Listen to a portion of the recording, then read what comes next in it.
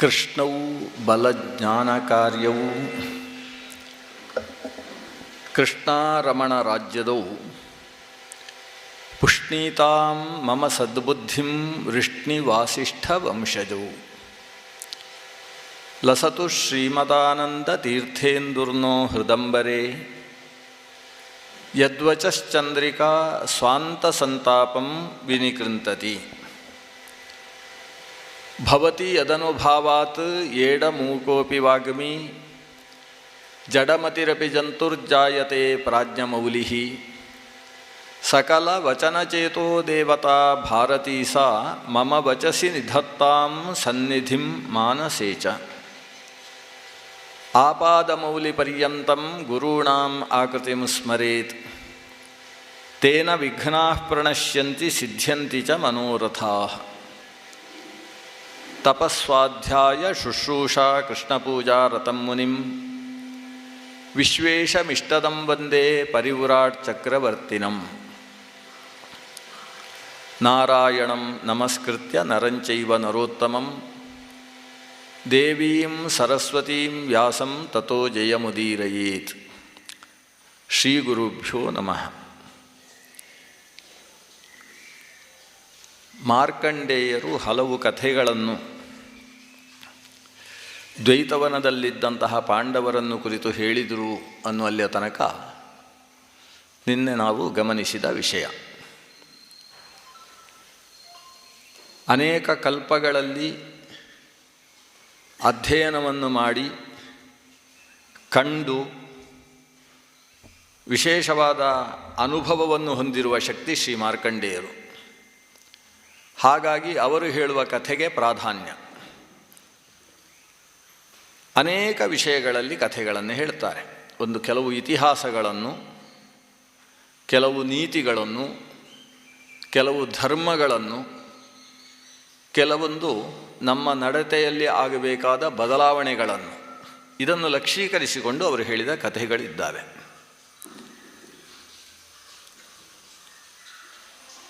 ರಾಜ ಉಶೀನರ ಅಂತ ಪ್ರಸಿದ್ಧ. ಆತನ ಮಗ ಔಶೀನರ ಶಿಬಿ. ದಾನ ಅನ್ನುವುದು ಕೇವಲ ಶಾರೀರಿಕವಾಗಿ ಇನ್ನೊಬ್ಬರಿಗೆ ಕೊಡುವುದಲ್ಲ, ಅದರ ಹಿನ್ನೆಲೆಯಲ್ಲಿ ಮನಸ್ಸಿಗೆ ಪ್ರಾಧಾನ್ಯ ಇದೆ ಅಂತ ಹೇಳುವಂತಹ ಕೆಲವು ಕಥೆಗಳು ಶಿಬಿಯನ್ನು ಲಕ್ಷೀಕರಿಸಿ ಬಂದಿರುವಂಥದ್ದು. ಶಿಬಿಯನ್ನು ಪರೀಕ್ಷಿಸಬೇಕು ಅಂತ ದೇವತೆಗಳು ತೀರ್ಮಾನಿಸಿದರಂತೆ. ಅವನ ದಾನದಲ್ಲಿರುವ ಆಂತರಿಕ ಮನಃಶಕ್ತಿ ಎಷ್ಟು ಗಟ್ಟಿದೆ ಅನ್ನುವುದನ್ನು ನೋಡಬೇಕು. ಒಂದು ಪಾರಿವಾಳ ಸಿಂಹಾಸನದಲ್ಲಿದ್ದಂತಹ ಶಿಬಿಯ ಹತ್ತಿರ ಬಂದು ಆಕ್ರಂದನ ಮಾಡ್ತಾ, ನನ್ನನ್ನು ಒಂದು ಗಿಡುಗ ಬೆನ್ನಟ್ಟಿ ಬಂದಿದೆ, ನನ್ನನ್ನು ತಿನ್ನುವುದಕ್ಕೆ ಕಾಯ್ತಾ ಇದೆ, ನೀನು ರಕ್ಷಣೆ ಕೊಡಬೇಕು ಅಂತ ಹೇಳಿ ಆತನ ಅಂಕದಲ್ಲಿ ತೊಡೆಯಲ್ಲಿ ಬಂದು ಕೂತಿತು. ಶರಣಾಗತನಾದಂತಹ ಪಕ್ಷಿಯನ್ನು ಸಂರಕ್ಷಿಸುವುದು ರಾಜನದ್ದಾದ ಕರ್ತವ್ಯ. ಪಕ್ಕಕ್ಕೆ ಬಂದ ಗಿಡುಗನನ್ನು ಕುರಿತು ಶಿಬಿ ಹೇಳಿದ, ಇದು ನನ್ನನ್ನು ಶರಣು ಹೊಂದಿದೆ, ನಿನಗೆ ಬೇರೆ ಆಹಾರವನ್ನು ಕೊಡೋಣ. ಗಿಡುಗೆ ಹೇಳ್ತದೆ, ಅದು ನನ್ನ ಆಹಾರ, ನಾನು ಬೆನ್ನು ಹತ್ತಿಕೊಂಡು ಬಂದದ್ದು. ಪ್ರಕೃತಿಯಲ್ಲಿ ಕೆಲವು ಪಕ್ಷಿಗಳಿಗೆ ಕೆಲವು ಆಹಾರ, ಕೆಲವು ಪ್ರಾಣಿಗಳಿಗೆ ಮತ್ತೆ ಕೆಲವು ಆಹಾರ ಅಂತ ವ್ಯವಸ್ಥೆ ಇದೆ, ನೀನು ಅದನ್ನು ಅಪಹರಿಸುವುದು ತಕ್ಕುದಲ್ಲ ಅಂತ ಹೇಳಿದ. ಆದರೆ ರಾಜ, ಶರಣಾಗತನನ್ನು ಪಡೆಯುವುದು ನನ್ನ ಕರ್ತವ್ಯ ಇದೆ, ನಿನಗೆ ಹೊಟ್ಟೆಗೆ ಬೀಳದೇ ಇದ್ದ ಹಾಗೆ ನಾನು ಮಾಡುವುದಿಲ್ಲ, ಬೇರೆ ವ್ಯವಸ್ಥೆಯನ್ನು ಮಾಡ್ತೇನೆ. ಆದರೆ ಗಿಡುಗ ಕೇಳುವುದಿಲ್ಲ. ಕೊನೆಗೆ ರಾಜ, ಏನಾದರೂ ಇದನ್ನು ಉಳಿಸಿಕೊಳ್ಳಬೇಕಾದದ್ದು ನನ್ನ ಕರ್ತವ್ಯ, ಆದ್ದರಿಂದ ಏನು ಮಾಡಿದರೆ ನಿನಗೆ ತೃಪ್ತಿಯಾಗ್ತದೆ. ಗಿಡುಗೆ ಹೇಳಿತು, ನಿನ್ನ ಬಲತೊಡೆಯಿಂದ ನಿನ್ನದ್ದೇ ಮಾಂಸವನ್ನು ಇದಕ್ಕೆ ಸಮತೂಕದಲ್ಲಿ ಕೊಟ್ಟಿ ಅಂತಾದರೆ ನಾನು ಇದನ್ನು ಬಿಡ್ತೇನೆ. ತಕ್ಕಡಿಯಲ್ಲಿಟ್ಟಿದ್ದಾರೆ. ಪಾರಿವಾಳಕ್ಕೆ ಎಷ್ಟು ಬೇಕು ಅಂತ ಯೋಚಿಸಿದ ರಾಜ ತಾನೇ ಸ್ವತಃ ತನ್ನ ಭರ್ಜಿಯನ್ನು ತೆಗೆದು ಬಲತೊಡೆಯಿಂದ ಮಾಂಸವನ್ನು ತೆಗೆದು ತಕ್ಕಡಿಯಲ್ಲಿಟ್ಟ. ಸ್ವಲ್ಪ ಅದಕ್ಕಿಂತ ಜಾಸ್ತಿ ಆಗುವಷ್ಟೇ ತೆಗೆದ, ಆದರೆ ಅದು ಭಾರ ಆ ಕಡೆಗೆ ಜಾಸ್ತಿ ಇದೆ. ಇನ್ನಷ್ಟು ತೆಗೆದ. ಇವನಿಗೆ ಅರ್ಥ ಆಯಿತು, ಇದೇನು ಅತಿಮಾನುಷವಾದದ್ದು ನಡೀತಾ ಇದೆ, ನನ್ನ ಶರೀರದ ಮಾಂಸ ಎಷ್ಟು ಹಾಕಿದರೂ ಕೂಡ ಅದಕ್ಕೆ ಸರಿದೂಗ್ತಾ ಇಲ್ಲ, ಕೊನೆಗೆ ಇನ್ನೊಂದು ತೊಡೆಯಿಂದ ತೆಗೆದ. ಕೊನೆಗೆ ತಾನೇ ಹೋಗಿ ತಕ್ಕಡಿಯಲ್ಲಿ ಕೂತಂತೆ, ಕಣ್ಣು ಮುಚ್ಚಿ. ಶರೀರದಿಂದ ರಕ್ತಸ್ರಾವ ಆಗ್ತಾ ಇದೆ. ಒಂದು ಶರೀರದಿಂದ ಮಾಂಸಖಂಡವನ್ನು ತೆಗೆಯುವುದು ಅನ್ನುವುದು ಕ್ಷತ್ರಿಯ ಅನ್ನುವ ಮಾನಸ ವ್ಯಕ್ತಿತ್ವಕ್ಕೆ ಮಾತ್ರ ಸಾಧ್ಯವಾಗುವಂಥದ್ದು. ಅದನ್ನು ಮಾಡಿ ಕೊನೆಗೆ ತಾನು ಕೂತು ತನ್ನನ್ನೇ ತಿಂದುಬಿಡು ಅನ್ನುವ ದೃಷ್ಟಿಯಿಂದ ತನ್ನನ್ನು ಆತ್ಮನಿವೇದನೆಯನ್ನು ಮಾಡಿಕೊಂಡಿದ್ದಾನೆ. ಅಷ್ಟರಲ್ಲಿ ತ್ರಾತಃ ಅಂತ ಒಂದು ಮಾತು ಕೇಳಿಸಿತು. ಈ ಪಾರಿವಾಳವನ್ನು ನಾನು ರಕ್ಷಿಸಿದ್ದೇನೆ, ನೀನು ಯೋಚಿಸಬೇಡ ಅಂತ ಹೇಳಿದ. ಕಣ್ಣು ತೆಗೆದರೆ ಗಿಡುಗ ಪಕ್ಷಿ ಅಲ್ಲಿಲ್ಲ, ಬರೀ ಪಾರಿವಾಳ ಮಾತ್ರ ಇದೆ. ಏನು ಅಂತ ವಿಚಾರಿಸಿದರೆ ಪಾರಿವಾಳ ಹೇಳಿತು, ನಾನು ವೈಶ್ವಾನರ, ನಾನು ಅಗ್ನಿ, ಅವನು ಇಂದ್ರ, ನಿನ್ನ ಪರೀಕ್ಷೆಗೋಸ್ಕರ ಬಂದದ್ದು. ನಿನ್ನಲ್ಲಿರುವ ಇಂತಹ ತ್ಯಾಗ ಬುದ್ಧಿಯನ್ನು ನೋಡಿ ಸಂತುಷ್ಟನಾದಂತಹ ಇಂದ್ರ ನಿನಗೆ ಅನುಗ್ರಹಿಸಿದ್ದಾನೆ ಅಂತ ಹೇಳ್ತಾ ಇದ್ದ ಹಾಗೆ ಇವನ ಶರೀರ ಬಂಗಾರದ ಹಾಗೆ ಹೊಳೆಯುವುದಕ್ಕೆ ಪ್ರಾರಂಭವಾಯಿತು. ಶರೀರದಲ್ಲಿದ್ದಂತಹ ಕ್ಷತ, ಕ್ಲೇಶ, ನೋವು ಎಲ್ಲ ಹೋಗಿ ಮತ್ತೆ ಯಥಾಸ್ಥಿತಿಯನ್ನು ಪಡೆದ ಅಂತ ಒಂದು ಕಥೆ. ಈ ಕಥೆಯ ಕಥೆ ಇಷ್ಟೇ ಇರುವುದು ಮಹಾಭಾರತದಲ್ಲಿ. ಅದರ ಭಾವನೆ ಇರುವುದು ತ್ಯಾಗ ಅನ್ನುವುದು ಏನೋ ನಮ್ಮ ವಸ್ತುವನ್ನು ಕೊಡುವುದು ಅನ್ನುವುದರಲ್ಲಿ ಅಡಗಿಲ್ಲ. ಅದಕ್ಕಿಂತ ತಾನು ಅನ್ನುವುದನ್ನು, ತನ್ನ ಶರೀರ ಅನ್ನುವುದನ್ನು ಮರೆಯುವ ಸ್ಥಿತಿಯಲ್ಲಿ ತ್ಯಾಗ ಇದೆ. ಈ ಶರೀರ ಮತ್ತು ಆತ್ಮ ಇದಕ್ಕೆ ಭೇದ ಇದೆ. ಶರೀರ ಬೇರೆ, ಆತ್ಮ ಬೇರೆ. ಆದರೆ ಶರೀರವೇ ಆತ್ಮ ಅಂತ ನಾವು ತಿಳಿದುಕೊಳ್ಳುವ ಎಷ್ಟೋ ಪ್ರಸಂಗ ನಡೆಯುತ್ತೆ. ನಾನು ಅಂದರೆ ಈ ಶರೀರ, ನನಗೆ ಬೇಕು ಅಂತ ನಾವು ಅಂದುಕೊಳ್ತೇವೆ. ವಸ್ತುತಃ ಅದು ನನಗೆ ಬೇಕಿರುವುದಿಲ್ಲ. ನನಗೆ ಅಂದರೆ ಯಾರಿಗೆ? ಶರೀರದ ಒಳಗಿರುವ ಆತ್ಮಕ್ಕೆ ಅದು ಬೇಕಿರುವುದಿಲ್ಲ. ಈ ಶರೀರಕ್ಕೆ ಬೇಕಿರ್ತದೆ. ಶರೀರಕ್ಕೆ ಉದಾಹರಣೆಗೆ ಕೆಲವು ವ್ರತೋಪವಾಸಗಳು ಅಂತ ಇರ್ತವೆ. ಅದು ಏಕಾದಶಿ ವ್ರತ ಇರ್ಬೋದು, ಮಹಾಶಿವರಾತ್ರಿಯ ಉಪವಾಸ ಇರ್ಬೋದು. ಆ ವ್ರತೋಪವಾಸಗಳಿದ್ದಾಗ ಆಹಾರ ನಿಜವಾಗಿ ಬೇಡ, ಆತ್ಮನ ಕ್ಷೇಮಕ್ಕೆ ಕಾರಣ ಅಲ್ಲ ಆಹಾರ. ಆದರೆ ಅವತ್ತು ಮಧ್ಯಾಹ್ನ ಆದಾಗ ಹೊಟ್ಟೆ ಚುರುಕು ಅನ್ನುತ್ತೆ. ಮಧ್ಯಾಹ್ನ 4 ಗಂಟೆ ಆಗ್ತಾ ಬಂತು ಅಂತಾದಾಗ ಏನಾದರೂ ತಿನ್ನಬೇಕು ಅಂತ ಅನಿಸ್ತದೆ, ಬೇಕೇ ಬೇಕು ಅಂತೇಳಿ ತಿಂದುಬಿಡ್ತಾನೆ. ನಿಜವಾಗಿ ಆಹಾರ ಬೇಕಾದದ್ದು ಹೌದು, ಅದು ಶರೀರಕ್ಕೆ ಬೇಕಾಗಿದೆ ಹೊರತು ಆತ್ಮಕ್ಕಲ್ಲ. ಆದರೆ ಶರೀರವನ್ನೇ ಆತ್ಮ ಅಂತ ಅಂದುಕೊಂಡಂತಹ ಮನುಷ್ಯ ಈ ಶರೀರಾತ್ಮ ವಿವೇಕ ಇಲ್ಲದೇ ಇರುವ ಕಾರಣದಿಂದಾಗಿ ಶರೀರದ ಆಕಾಂಕ್ಷೆಗಳಿಗೆ ಆತ್ಮನ ಆಕಾಂಕ್ಷೆ ಅನ್ನುವ ಭ್ರಾಂತಿಗೆ ಒಳಗಾಗಿ ಅದನ್ನು ಸ್ವೀಕಾರ ಮಾಡ್ತಾನೆ. ಇದನ್ನು ಬಿಡಬೇಕು. ಶರೀರ ಆತ್ಮ ಎರಡು ಬೇರೆ ಅನ್ನುವ ಸ್ಪಷ್ಟತೆ ನಮಗೆ ಇದ್ದಾಗ ಈ ರೀತಿಯ ತೊಂದರೆಗಳು ಉಂಟಾಗುವುದಿಲ್ಲ. ಶಿಬಿ ಅಂತಹ ವ್ಯಕ್ತಿತ್ವವನ್ನು ಪಡೆದಿದ್ದ. ಶರೀರ ಅಶಾಶ್ವತವಾದದ್ದು. ಯಾಕಂದರೆ ಶರೀರವು ಅನ್ನದ ಒಂದು ವಿಕಾರ.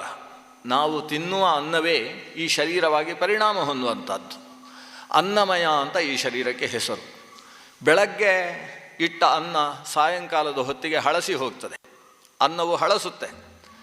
ಈ ಅನ್ನವಿಕಾರವಾದ ಶರೀರ ಹಳಸದೇ ಇರ್ತದೋ? ಹೇಗೆ ಅನ್ನ ಯತ್ ಪ್ರಾತಃ ಸಂಸ್ಕೃತಂಚಾನ್ನಂ ಸಾಯಂ ತಚ್ಚ ವಿನಶ್ಯತಿ ತದೀಯ ರಸಸಂಪುಷ್ಟೇ ಕಾಯೇ ಕಾನಾಮ ನಿತ್ಯತ. ಪ್ರಾತಃ ಕಾಲದಲ್ಲಿ ಸಂಸ್ಕೃತವಾದ ಅನ್ನ, ಅದು ಹಾಳಾಗಬಾರ್ದು ಅಂತ ಅದಕ್ಕೆ ಸ್ವಲ್ಪ ಅರಶಿಣ ಹಾಕಿ ಚಿತ್ರಾನ್ನವಾಗಿಸಿ ಇಟ್ಟರೂ ಕೂಡ ಸಾಯಂ ತಚ್ಚ ವಿನಶ್ಯತಿ, ಸಾಯಂಕಾಲಕ್ಕೆ ಅದು ಹಳಸುತ್ತೆ ಅಂತ ಹಳಸು ಅಂತ ಕರೆಸಿಕೊಳ್ತದೆ. ಆ ಅನ್ನದ ರಸಸಂಪುಷ್ಟವಾದಂತಹ ಈ ಕಾಯ ಅದು ಹೇಗೆ ತಾನೇ ನಿತ್ಯವಾಗುತ್ತೆ? ಹಾಗಾದರೆ ಅಶಾಶ್ವತವಾದದ್ದು ಶರೀರ. ಆದರೆ ಈ ಅಶಾಶ್ವತವಾದಂತಹ ಶರೀರದಲ್ಲಿ ಶಾಶ್ವತಕ್ಕೆ ಬೇಕಾದದ್ದನ್ನು ಸಂಪಾದಿಸುವ ಸಾಧನ ಶಕ್ತಿ ಅನ್ನೋದಿದೆ. ಅದಕ್ಕೋಸ್ಕರ ಈ ಶರೀರವನ್ನು ಸಾಧನ ಶರೀರ ಅಂತ ಕರೀತೇವೆ. ಇದರ ಮೂಲಕ ಸಾಧನೆ ಮಾಡಿಕೊಳ್ಳಬೇಕು. ಬುತ್ತಿಯನ್ನು ಕಟ್ಟಿಕೊಡುವುದಕ್ಕೋಸ್ಕರ ಈ ಶರೀರ ಇರುವುದು. ಬುತ್ತಿಯನ್ನು ಹಿಡ್ಕೊಂಡು ಹೋಗುವಂಥದ್ದು ಬೇರೆ. ಆತ್ಮ ಅನ್ನುವುದು ನಿರಂತರ ಸಂಚಾರಶೀಲವಾದದ್ದು. ಒಂದು ಶರೀರದಿಂದ ಮತ್ತೊಂದು ಶರೀರಕ್ಕೆ ಸಂಚಾರ ಮಾಡ್ತಾ ಇರ್ತದೆ. ಪುರಂದರದಾಸರು ಹೇಳ್ತಾರೆ, ನೀ ತಂದೆ ನಾ ಬಂದೆ ನೀ ಎನ್ನ ತಂದೆ, 84 ಲಕ್ಷ ಯೋನಿಗಳಲ್ಲಿ ನೀ ತಂದೆ ನಾ ಬಂದೆ ನೀ ಎನ್ನ ತಂದೆ ಅಂತ. ತಂದೆ ಅನ್ನುವ ಶಬ್ದ ತಂದವನಿಗಿರುವ ಶಬ್ದ. ನೀನು ತಂದದ್ರಿಂದ ನೀನು ತಂದೆ. ಆದರೆ ಒಂದು ಶರೀರದಲ್ಲಿ ತಂದಂತಹ ತಂದೆ ಈ ಜನ್ಮಕ್ಕೆ ಮಾತ್ರ ತಂದೆಯಾಗ್ತಾನೆ. 84 ಲಕ್ಷ ಈ ಶರೀರ ಪ್ರಭೇದಗಳು ಯೋನಿಗಳಿದ್ದಾವೆ. ಅಷ್ಟರಲ್ಲೂ ತಂದು ಹಾಕುವಂತಹ ಪರಮಾತ್ಮ ನೀ ತಂದೆ, ನೀ ತಂದದ್ದಕ್ಕೋಸ್ಕರ ನಾನು ಬಂದೆ ಅಂತ ಆ ದಾಸರು ಹೇಳ್ತಾರೆ. ಆ ರೀತಿಯಲ್ಲಿ ಪ್ರತಿಯೊಂದು ಶರೀರದಲ್ಲಿ ಈತ ಸಂಚಾರ ಮಾಡ್ತಾನೆ. ಒಂದೊಂದು ಶರೀರದಲ್ಲಿರುವಾಗ ಆ ಶರೀರ ಅವನಿಗೆ ಶಾಶ್ವತವಾದ ತಾಣ ಅಲ್ಲ, ಅದು ಮುಂದಕ್ಕೆ ಹೋಗುವಾಗ ಮಧ್ಯದ ಒಂದು ನಿಲ್ದಾಣ. ಆ ಶರೀರವೆಂಬಂತಹ ಒಂದು ನಿಲ್ದಾಣಕ್ಕೆ ನೆಂಟನಾಗಿ ಇವ ಬಂದವ. ಕನಕದಾಸರು ಹೇಳ್ತಾರೆ, 8 ಗೇಣಿನ ದೇಹ ರೋಮಗಳೆಂಟು ಕೋಟಿಯು ಕೀಲುಗಳ68 ಮಾಂಸಗಳಿಂದ ಮಾಡಿದ ಮನೆಯ ಮನ ಒಲಿದು ನೆಂಟ ನೀನಿರ್ದಗಲಿದರೊಣಹೆಂಟೆಯೊಳು ಮುಚ್ಚುವುದು ದೇಹದೊಳುಂಟೆ ಫಲಪುರುಷಾರ್ಥ ರಕ್ಷಿಸು ನಮ್ಮ ನರವರತ ಅಂತ ಹರಿಭಕ್ತಿ ಸಾರದಲ್ಲಿ ಮಾತು ಹೇಳ್ತಾರೆ. ನೆಂಟ ಅನ್ನುವ ಶಬ್ದವನ್ನು ಬಳಸಿದ್ದೇ ಇದು ಕೆಲವು ಕಾಲದ ತನಕ ಇಲ್ಲಿದ್ದು ಇನ್ನೊಂದು ಶರೀರಕ್ಕೆ ಹೋಗಬೇಕು. ಈ ರೀತಿ ಸಾಗತಕ್ಕಂತಹ ಅಶಾಶ್ವತವಾದಂತಹ ಶರೀರವನ್ನು ಒಂದಷ್ಟು ಕಾಲ ಇದ್ದು ಮುಂದಕ್ಕೆ ಹೋಗುವ ಶಾಶ್ವತನಾದಂತಹ ಆತ್ಮಕ್ಕೆ ಈ ಅಶಾಶ್ವತ ಶರೀರದ ಮೂಲಕ ಒಂದಷ್ಟು ಒಳ್ಳೆಯ ಬುತ್ತಿಯನ್ನು ಕೊಟ್ಟು ಕಳಿಸುವುದಷ್ಟೇ ಈ ಶರೀರದ ಮೂಲ ಉದ್ದೇಶ ಇರುವುದು. ಅದಕ್ಕೋಸ್ಕರ ಇದನ್ನು ಸಾಧನ ಶರೀರ ಅಂತ ಕರೆಯುವುದು. ಈ ಶರೀರದಲ್ಲೇ ಮನಸ್ಸು ಮಾಡಿ ಶರೀರದ ಸುಖಕ್ಕೋಸ್ಕರ ಆತ್ಮಕ್ಕೆ ತೊಂದರೆಯನ್ನು ಮಾಡಿಕೊಂಡಿತು ಅಂತಾದರೆ ಅದು ಸಾಧನೆ ಆಗುವುದಿಲ್ಲ, ಆತನ ಅಧಪಾತ ಆಗುತ್ತೆ, ಆರೂಢ ಪತಿತ ಅಂತ ಆತನಿಗೆ ಹೆಸರಾಗ್ತದೆ ಅನ್ನುವ ಸೂಚನೆಯನ್ನು ಕೊಡುವುದಕ್ಕೋಸ್ಕರ ಶಿಬಿಯ ಕಥೆಯನ್ನು ವೇದವ್ಯಾಸರು ಇಲ್ಲಿ ಇಟ್ಟಿದ್ದಾರೆ. ಅದು ಮಾರ್ಕಂಡೇಯನ ಮೂಲಕ ಹೊರಬರ್ತದೆ. ಅದೇ ಶಿಬಿ ದಾನದಲ್ಲಿರಬೇಕಾದಂತಹ ಭಾವಗಳನ್ನು ಹೇಳುವುದಕ್ಕೋಸ್ಕರ ಇನ್ನೊಂದು ಕಥೆ ಹೇಳ್ತಾರೆ.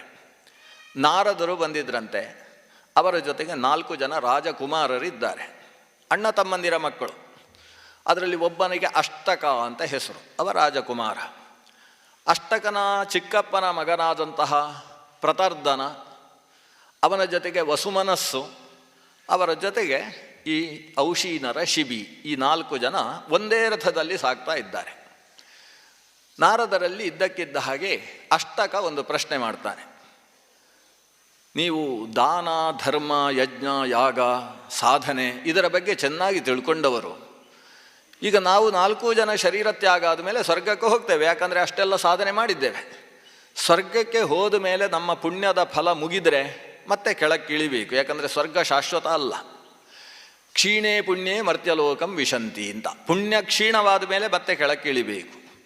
ನಾವು 4 ಜನ ಸ್ವರ್ಗಕ್ಕೆ ಹೋದರೆ ಯಾರು ಮೊದಲು ಕೆಳಕ್ಕಿಳಿಯುವುದು ಅಂತ ಒಂದು ಪ್ರಶ್ನೆ ಕೇಳಿದ. ನಾರದರು ಯೋಚನೆಯೇ ಮಾಡಲಿಲ್ಲ, ಅಷ್ಟಕ ಅಂತ ಉತ್ತರ ಕೊಟ್ಟ. ಅಂದರೆ ಪ್ರಶ್ನೆ ಕೇಳಿದವ ಅಷ್ಟಕನೇ, ಅವನಿಗೆ ಉತ್ತರ ಅಷ್ಟಕನೇ ಕೆಳಗಿಳಿಯುವುದು. ಆಗ ಪಕ್ಕದಲ್ಲಿದ್ದ ಪ್ರತಾರ್ಧನ ಕೇಳ್ತಾನೆ, ಏನು ಕಾರಣ? ಕಾರಣ ಇಷ್ಟೇ, ನೀವು 4 ಜನ ದಾನಶೀಲರು, ತ್ಯಾಗಶೀಲರು. ತ್ಯಾಗ ಏಕೋ ಗುಣಶ್ರೇಷ್ಠಕ್ಕೆ ಮನ್ಯೀಹಿ ಗುಣಸತ್ತಮೀ. ತ್ಯಾಗ ಅನ್ನುವುದು ಇರುವ ಗುಣಗಳಲ್ಲೆಲ್ಲ ಶ್ರೇಷ್ಠ ಅಂತ ತಿಳಿದವರು ನೀವು. ಯಾಕೆ ಶ್ರೇಷ್ಠ? ತ್ಯಾಗದ ಮೂಲಕ, ದಾನದ ಮೂಲಕ ಪಶುಗಳು, ಪಾಷಾಣಗಳು, ಪಾದಪಗಳು ಕೂಡ ಪೂಜ್ಯಗಳಾಗಿದ್ದಾವೆ.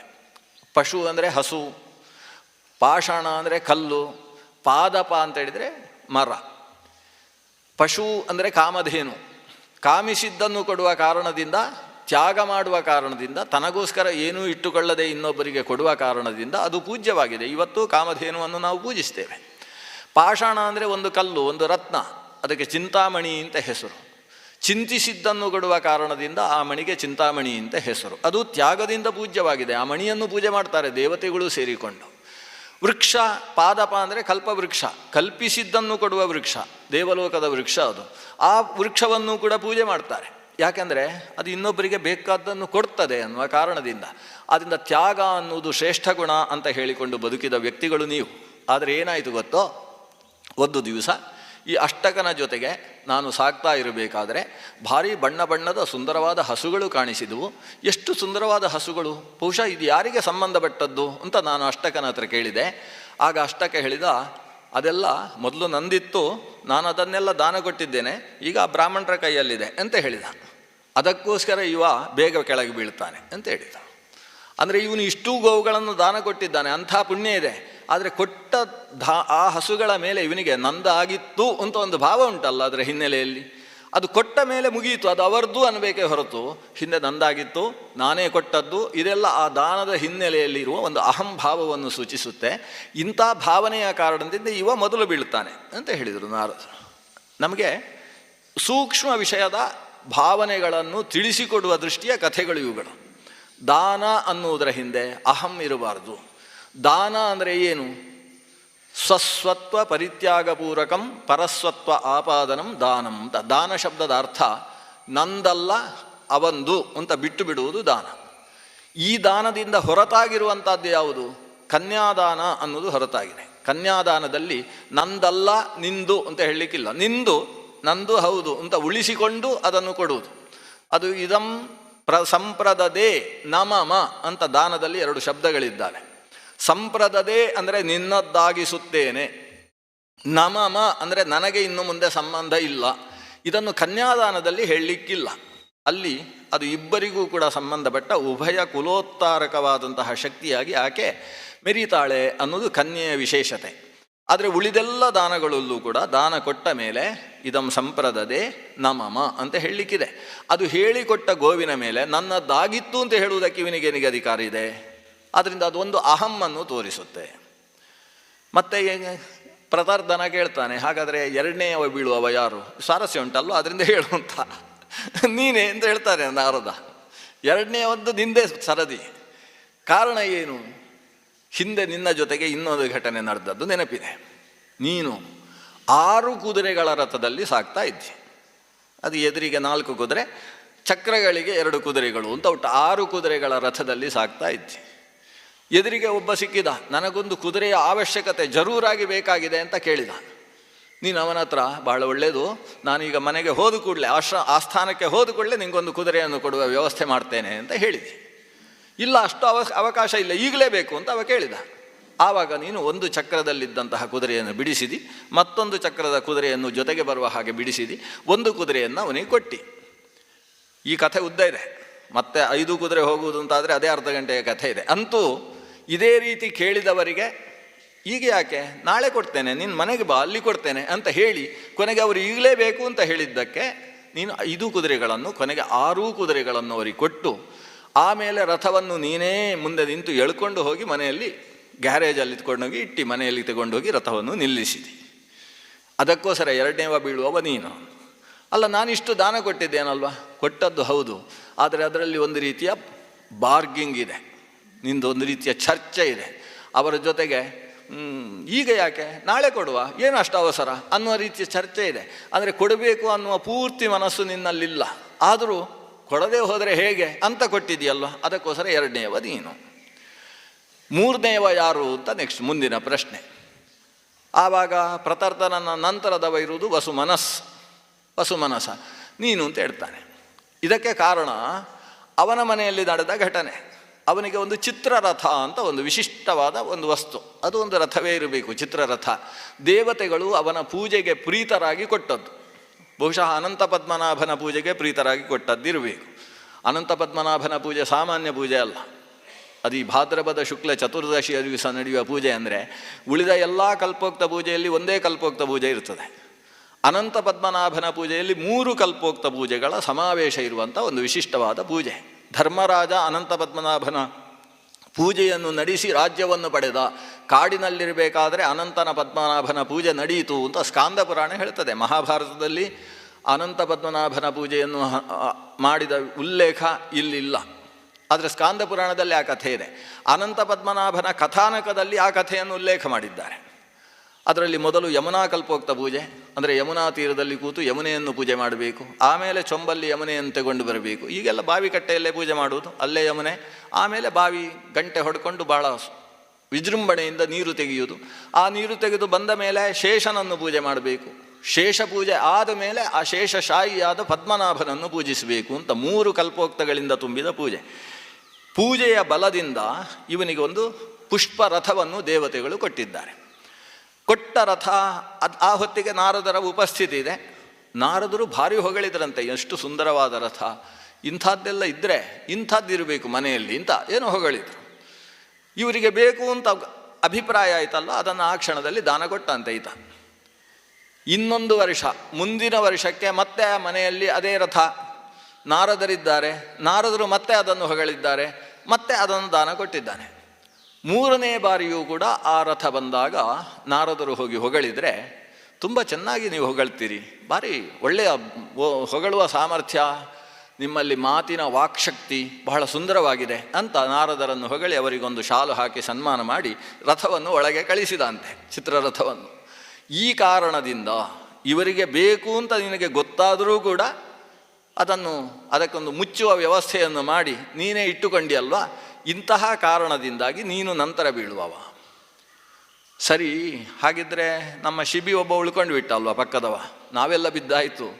ನೀವು ಮತ್ತು ಶಿಬಿ ಇಬ್ಬರು ಮೇಲೆ ಇದ್ದೀರಲ್ವ, ಇವರಲ್ಲಿ ಯಾರು ಕೆಳಗೆ ಬೀಳ್ತೀರಿ? ಅದಕ್ಕೆ ಶಿಬಿ ಬೀಳುವುದಿಲ್ಲ, ನಾನು ಮೊದಲು ಕೆಳಗೆ ಬೀಳ್ತೇನೆ ಅಂತ ನಾರದರು ಹೇಳ್ತಾರೆ. ಶಿಬಿ ಯಾಕೆ ಬೀಳುವುದಿಲ್ಲ? ಒಂದು ಘಟನೆ ನಡೆದಿತ್ತು. ಒಬ್ಬ ದೇವ ಮಾನವ ಶಿಬಿಯ ಸನಿಹಕ್ಕೆ ಬಂದು ಕಣ್ಣು ಕೆಂಪು ಮಾಡಿಕೊಂಡು ಕೂತಿದ್ದ. ಶಿಬಿ ಕೈ ಮುಗಿದು ಕೇಳಿದ, ಏನು ಬೇಕು? ನಮ್ಮಿಂದ ಏನಾಗಬೇಕು? ಅಪಚಾರ ಏನಾಗಿದೆ? ಅದಕ್ಕೆ ನನಗೆ ನನ್ನ ಹೊಟ್ಟೆಯಲ್ಲಿ ಯಾವುದೋ ಒಂದು ರೋಗ ಇದೆ, ಆ ರೋಗದ ನಿವೃತ್ತಿಗೆ ಹಸು ಕೂಸನ್ನು ತಿನ್ನಬೇಕು. ಇಂಥದ್ದೆಲ್ಲ ಇರ್ತದೆ ಅಂತೆ ಅದ್ಭುತ ರೋಗಗಳು. ಅದು ಹಸು ಕೂಸನ್ನು ಬೇಯಿಸಿ ತಿನ್ನಬೇಕು. ಅಷ್ಟು ಆದರೆ ಯಾರು ಕೊಡುವವರಿದ್ದಾರೆ? ಶಿಬಿಗೆ ಒಂದು ಪುಟ್ಟ ಮಗು ಆಗತಾನೆ ಹುಟ್ಟಿದೆ. ಶಿಬಿಯ 2 ಮಕ್ಕಳು, ಒಬ್ಬ ಕಪೋತರೋಮ ಅಂತ ಒಬ್ಬ ಮಕ್ಕಳು, ಬೃಹದ್ಗರ್ಭ ಅಂತ ಮತ್ತೊಬ್ಬ ಮಗ. ಮೊದಲು ಹುಟ್ಟಿದ ಮಗ ಬೃಹದ್ಗರ್ಭ. ಆ ಬೃಹದ್ಗರ್ಭ ಮಗು ಗೊತ್ತಿದೆ, ಆ ಬಂದಿರತಕ್ಕಂತಹ ದೇವ ವ್ಯಕ್ತಿಗೆ ಗೊತ್ತಿದೆ. ಹೇಳ್ತಾನೆ, ನನಗೆ ಪುಟ್ಟ ಮಗು ಅಂತ ತಿನ್ನಬೇಕು. ಶಿಬಿ ಹೇಳ್ತಾನೆ, ತೊಂದರೆ ಇಲ್ಲ, ವ್ಯವಸ್ಥೆ ಮಾಡ್ತೇನೆ ಅಂತ ಹೇಳಿ ತಾನು ತನ್ನ ಪತ್ನಿಯನ್ನು ಸಮಾಧಾನ ಮಾಡಿಸಿ, ಇದು ನಾವು ಇವರಿಗೆ ಆರೋಗ್ಯಕ್ಕೋಸ್ಕರ ಮಾಡ್ತಾ ಇರುವಂಥದ್ದು, ಮಗುವಿಗೂ ನಮಗೂ ಎಂಥರ ಸಂಬಂಧ ನೋಡು, ಮಗು ಯಥಾ ಕಾಷ್ಠಂಚ ಸಮೇಯಾತಾಂ ಮಹಾರ್ಣವೇ ಸಮೇತ್ಯಜ ವ್ಯಪೇಯಾತಾಂ ತಥಾ ಬಂಧು ಸಮಾಗಮ. ಈ ಶರೀರಕ್ಕೂ ನಮಗೂ ಇರುವ ಸಂಬಂಧವೇ ಅಶಾಶ್ವತ. ಇನ್ನು ಮಗು ಮತ್ತು ಅಪ್ಪ ಅಮ್ಮನಿಗೆ ಇರುವಂತಹ ಸಂಬಂಧ ಎಷ್ಟು ಶಾಶ್ವತ ಹೇಳು? ಆ ಶರೀರ ನಮ್ಮದು ಅಂತ ಅಭಿಮಾನ ಅಲ್ವಾ ಅಂತ ಆ ತಾಯಿಯನ್ನು ಕೂಡ ಒಪ್ಪಿಸಿ ಅವಳ ಅನುಮತಿಯನ್ನೂ ಪಡೆದು ತಾನೇ ಸ್ವತಃ ಪಾಕಾಗಾರಕ್ಕೆ ಹೋಗಿ ಮಗುವನ್ನು ಕತ್ತರಿಸಿ ಬೇಯಿಸಿ ತಂದ. ಎಲ್ಲ ಗಲಾಟೆ ಮಾಡಬೇಡಿ ಅಂತೂ ಮಾಡಿದ್ದಾನೆ ಶಿಬಿ, ಇಂಥ ಒಂದು ವ್ಯವಸ್ಥೆ ಮಾಡಿದ್ದಾನೆ. ತಂದು ಬಂದರೆ ಈ ಬ್ರಾಹ್ಮಣ, ಆ ದೇವಮಾನವ, ಬ್ರಾಹ್ಮಣ ಅಲ್ಲ ದೇವಮಾನವ, ಆ ವ್ಯಕ್ತಿ ಅಲ್ಲಿಲ್ಲ. ಎಲ್ಲಿದ್ದಾನೆ ಅಂತ ಹುಡುಕಿಕೊಂಡು ನೋವು ಜಾಸ್ತಿ ಆಯಿತೋ ಏನೋ, ಎಲ್ಲೋ ಒದ್ದಾಡ್ತಾ ಇರಬೇಕು ಅಂತ ಆತ ತನ್ನ ಆಸ್ಥಾನದಿಂದ ಹೊರಗೆ ಹೋಗ್ತಾನೆ ಅವನನ್ನು ಹುಡುಕಿಕೊಂಡು. ಅಷ್ಟರಲ್ಲಿ ಅಲ್ಲಿ ಮತ್ತೊಬ್ಬ ಅದೇ ಸ್ವರೂಪದ ವ್ಯಕ್ತಿ ಕಾಣಿಸ್ತಾನೆ. ಸ್ವಾಮಿ, ನೀವು ಯಾರಿಗೆ ಆಹಾರವನ್ನು ಕೊಡಬೇಕೋ ಅವರು ನಿಮ್ಮ ಆಸ್ಥಾನದಲ್ಲಿ ಸಿಟ್ಟುಕೊಂಡು ಇನ್ನೂ ಬರಲಿಲ್ಲ ಆಹಾರ, ರಾಜ ಕೊಡ್ತೇನೆ ಅಂತ ಹೇಳಿ ಹೋಗಿದ್ದಾನೆ ಅಂತ ಸಿಟ್ಟಿನಿಂದ ನಿಮ್ಮ ಕೋಶಾಗಾರಕ್ಕೆ ಬೆಂಕಿ ಇಟ್ಟಿದ್ದಾನೆ, ನಿಮ್ಮ ಸ್ತ್ರೀ ಆಗಾರಕ್ಕೆ ಅಂದರೆ ಅಂತಃಪುರಕ್ಕೂ ಬೆಂಕಿ ಇಟ್ಟಿದ್ದಾನೆ. ರಾಜ ಯಾವುದೇ ಟೆನ್ಷನ್ ಮಾಡಿಕೊಳ್ಳಿಲ್ಲ ಅಂತೆ, ಸೀದಾ ಓಡಿದ. ಅಷ್ಟು ಹೊತ್ತಿಗೆ ಆ ಬೆಂಕಿ ಹಾಕ್ತಾ ಇದ್ದಂತಹ ವ್ಯಕ್ತಿ ಕಾಣಿಸಿದ.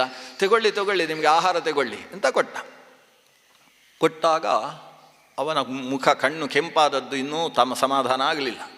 ಸಮಾಧಾನದಿಂದ ಏನೂ ಸಮಾಧಾನ ಇಲ್ಲ. ತಗೊಳ್ಳಿ, ನಿಮ್ಮ ಹೊಟ್ಟೆಯಲ್ಲಿದ್ದಂತಹ ರೋಗ ಪರಿಹಾರ ಆಗ್ತದೆ, ಸ್ವೀಕಾರ ಮಾಡಿ. ಇವನಿಗೆ ಏನು ಮಾಡಬೇಕು? ಒಟ್ಟು ರಾಜನಿಗೆ ಸಿಟ್ಟು ಬರಿಸಬೇಕು ಅಂತುಂಟು. ಏನು ಮಾಡಿದರೂ ಸಿಟ್ಟು ಬರುವುದಿಲ್ಲ. ಅವನ ಕೋಶಾಗಾರಕ್ಕೆ ಬೆಂಕಿ ಹಾಕಿದರೂ ನಮೇ ಕಿಂಚನ ದಕ್ಯತೆ, ನಂದೇನು ಸುಡುತ್ತೆ ಅನ್ನೋ ಸ್ಥಿತಿಯಲ್ಲಿ ಅವ ಇದ್ದಾನೆ. ಹೇಗೆ ಸಿಟ್ಟು ಬರಿಸುವುದು? ಸ್ವಲ್ಪ ತಲೆ ಕೆಳಗೆ ಹಾಕಿ ಯೋಚನೆ ಮಾಡಿ, ನನಗೇನು ಬೇಡ, ನೀನೇ ತಿನ್ನು ಅಂತ ಹೇಳಿದಂತೆ. ನಾರದರು ನೋಡ್ತಾ ಇದ್ದಾರೆ, ಎಲ್ಲಕ್ಕೂ ಸಾಕ್ಷಿಯಾಗಿ ನಾರದರಿದ್ದಾರೆ. ನೀನೇ ತಿನ್ನು ಅಂದರೆ ಹೇಗೆ ತಿನ್ನಬೇಕು? ಶಿಬಿ ಸಾಕ್ಷಾತ್ ತನ್ನ ಔರಸ ಪುತ್ರನನ್ನು ಬೇಯಿಸಿ ತಂದಿದ್ದಾನೆ, ಅದನ್ನು ತಾನು ತಿನ್ನಬೇಕು ಅಂದರೆ ಹೇಗೆ? ಶಿಬಿ ಏನು ಯೋಚನೆ ಮಾಡಲಿಲ್ಲ. ನಾನು ತಿಂದರೆ ನಿಮ್ಮ ರೋಗ ಹೇಗೆ ಪರಿಹಾರ ಆಗ್ತದೆ ಅಂತ ಒಂದು ಮಾತು ಕೇಳಿದ. ಅದಕ್ಕೆ ಅದು ಆಯುರ್ವೇದದ ಶಕ್ತಿ ಅಂತ ಹೇಳಿದ. ಇಷ್ಟು ಧೈರ್ಯವಾಗಿ ಹೇಳ್ತಾನೆ ಅಂದರೆ ನಾನು ತಿಂದದ್ರಿಂದ ಅವರಿಗೆ ಆಗ್ಬೋದು, ಕೆಲವೆಲ್ಲ ಹಾಗಾಗ್ತದೆ.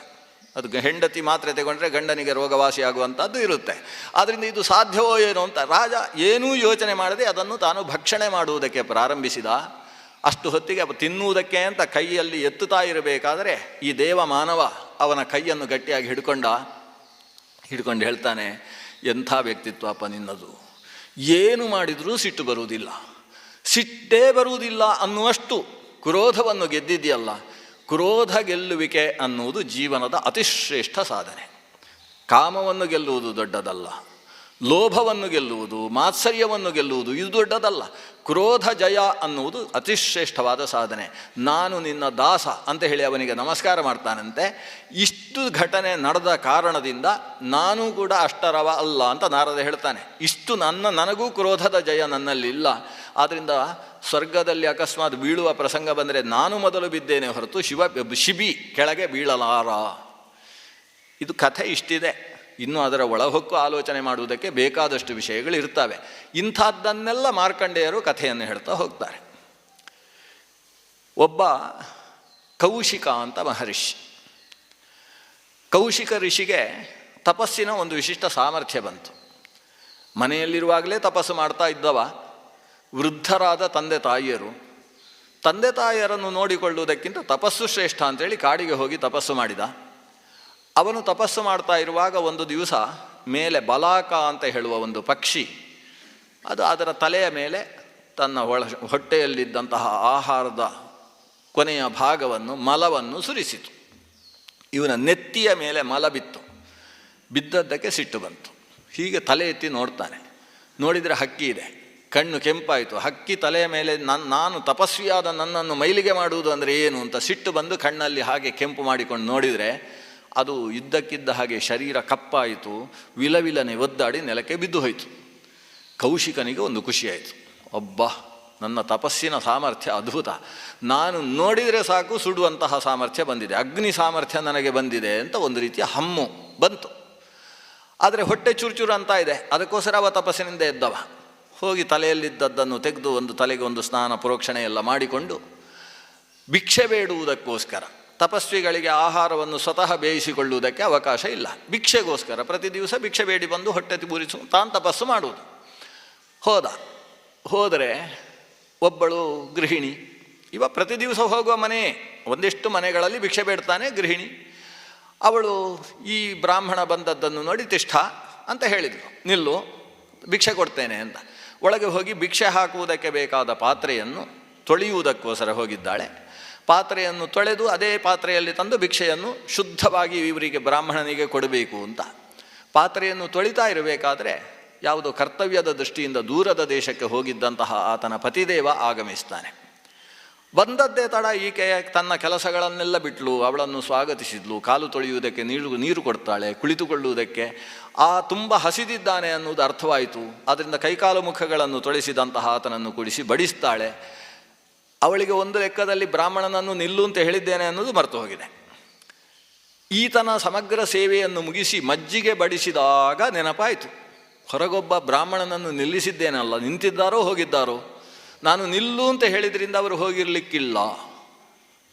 ತಾನು ಪತಿಯ ಕೆಲಸ ಮುಗಿದಿದೆ ಅಂತ ಎದ್ದು ಬರ್ತಾಳೆ. ಬಂದು ನೋಡಿದರೆ ಅಲ್ಲೇ ಇದ್ದಾನೆ ವಿಪ್ರ. ಅವನು ಜೋರು ಮಾಡ್ತಾನೆ, ತಿಷ್ಠ ಅಂತ ಹೇಳಿದಿ, ಅದಕ್ಕೋಸ್ಕರ ಹೋಗಲಿಲ್ಲ, ಎಲ್ಲಿ ಹೋಗಿದ್ದಿಷ್ಟು ಹೊತ್ತು, ಏನು ಮಾಡ್ತಾ ಇದ್ದಿ ಅಂತ ಜೋರು ಮಾಡ್ತಾನೆ. ಬಂದೆ ಅಂತ ಹೇಳಿದ್ರು. ಒಳಗಿಂದ ಭಿಕ್ಷೆ ತಗೊಂಡು ಬಂತು. ದಯವಿಟ್ಟು ಕ್ಷಮಿಸಬೇಕು, ಪತಿದೇವರು ಬಂದ ಕಾರಣದಿಂದ ಅವರ ಸೇವೆಯಲ್ಲಿ ನಾನು ನಿಮ್ಮನ್ನು ಮರಿಬಾರ್ದಿತ್ತು.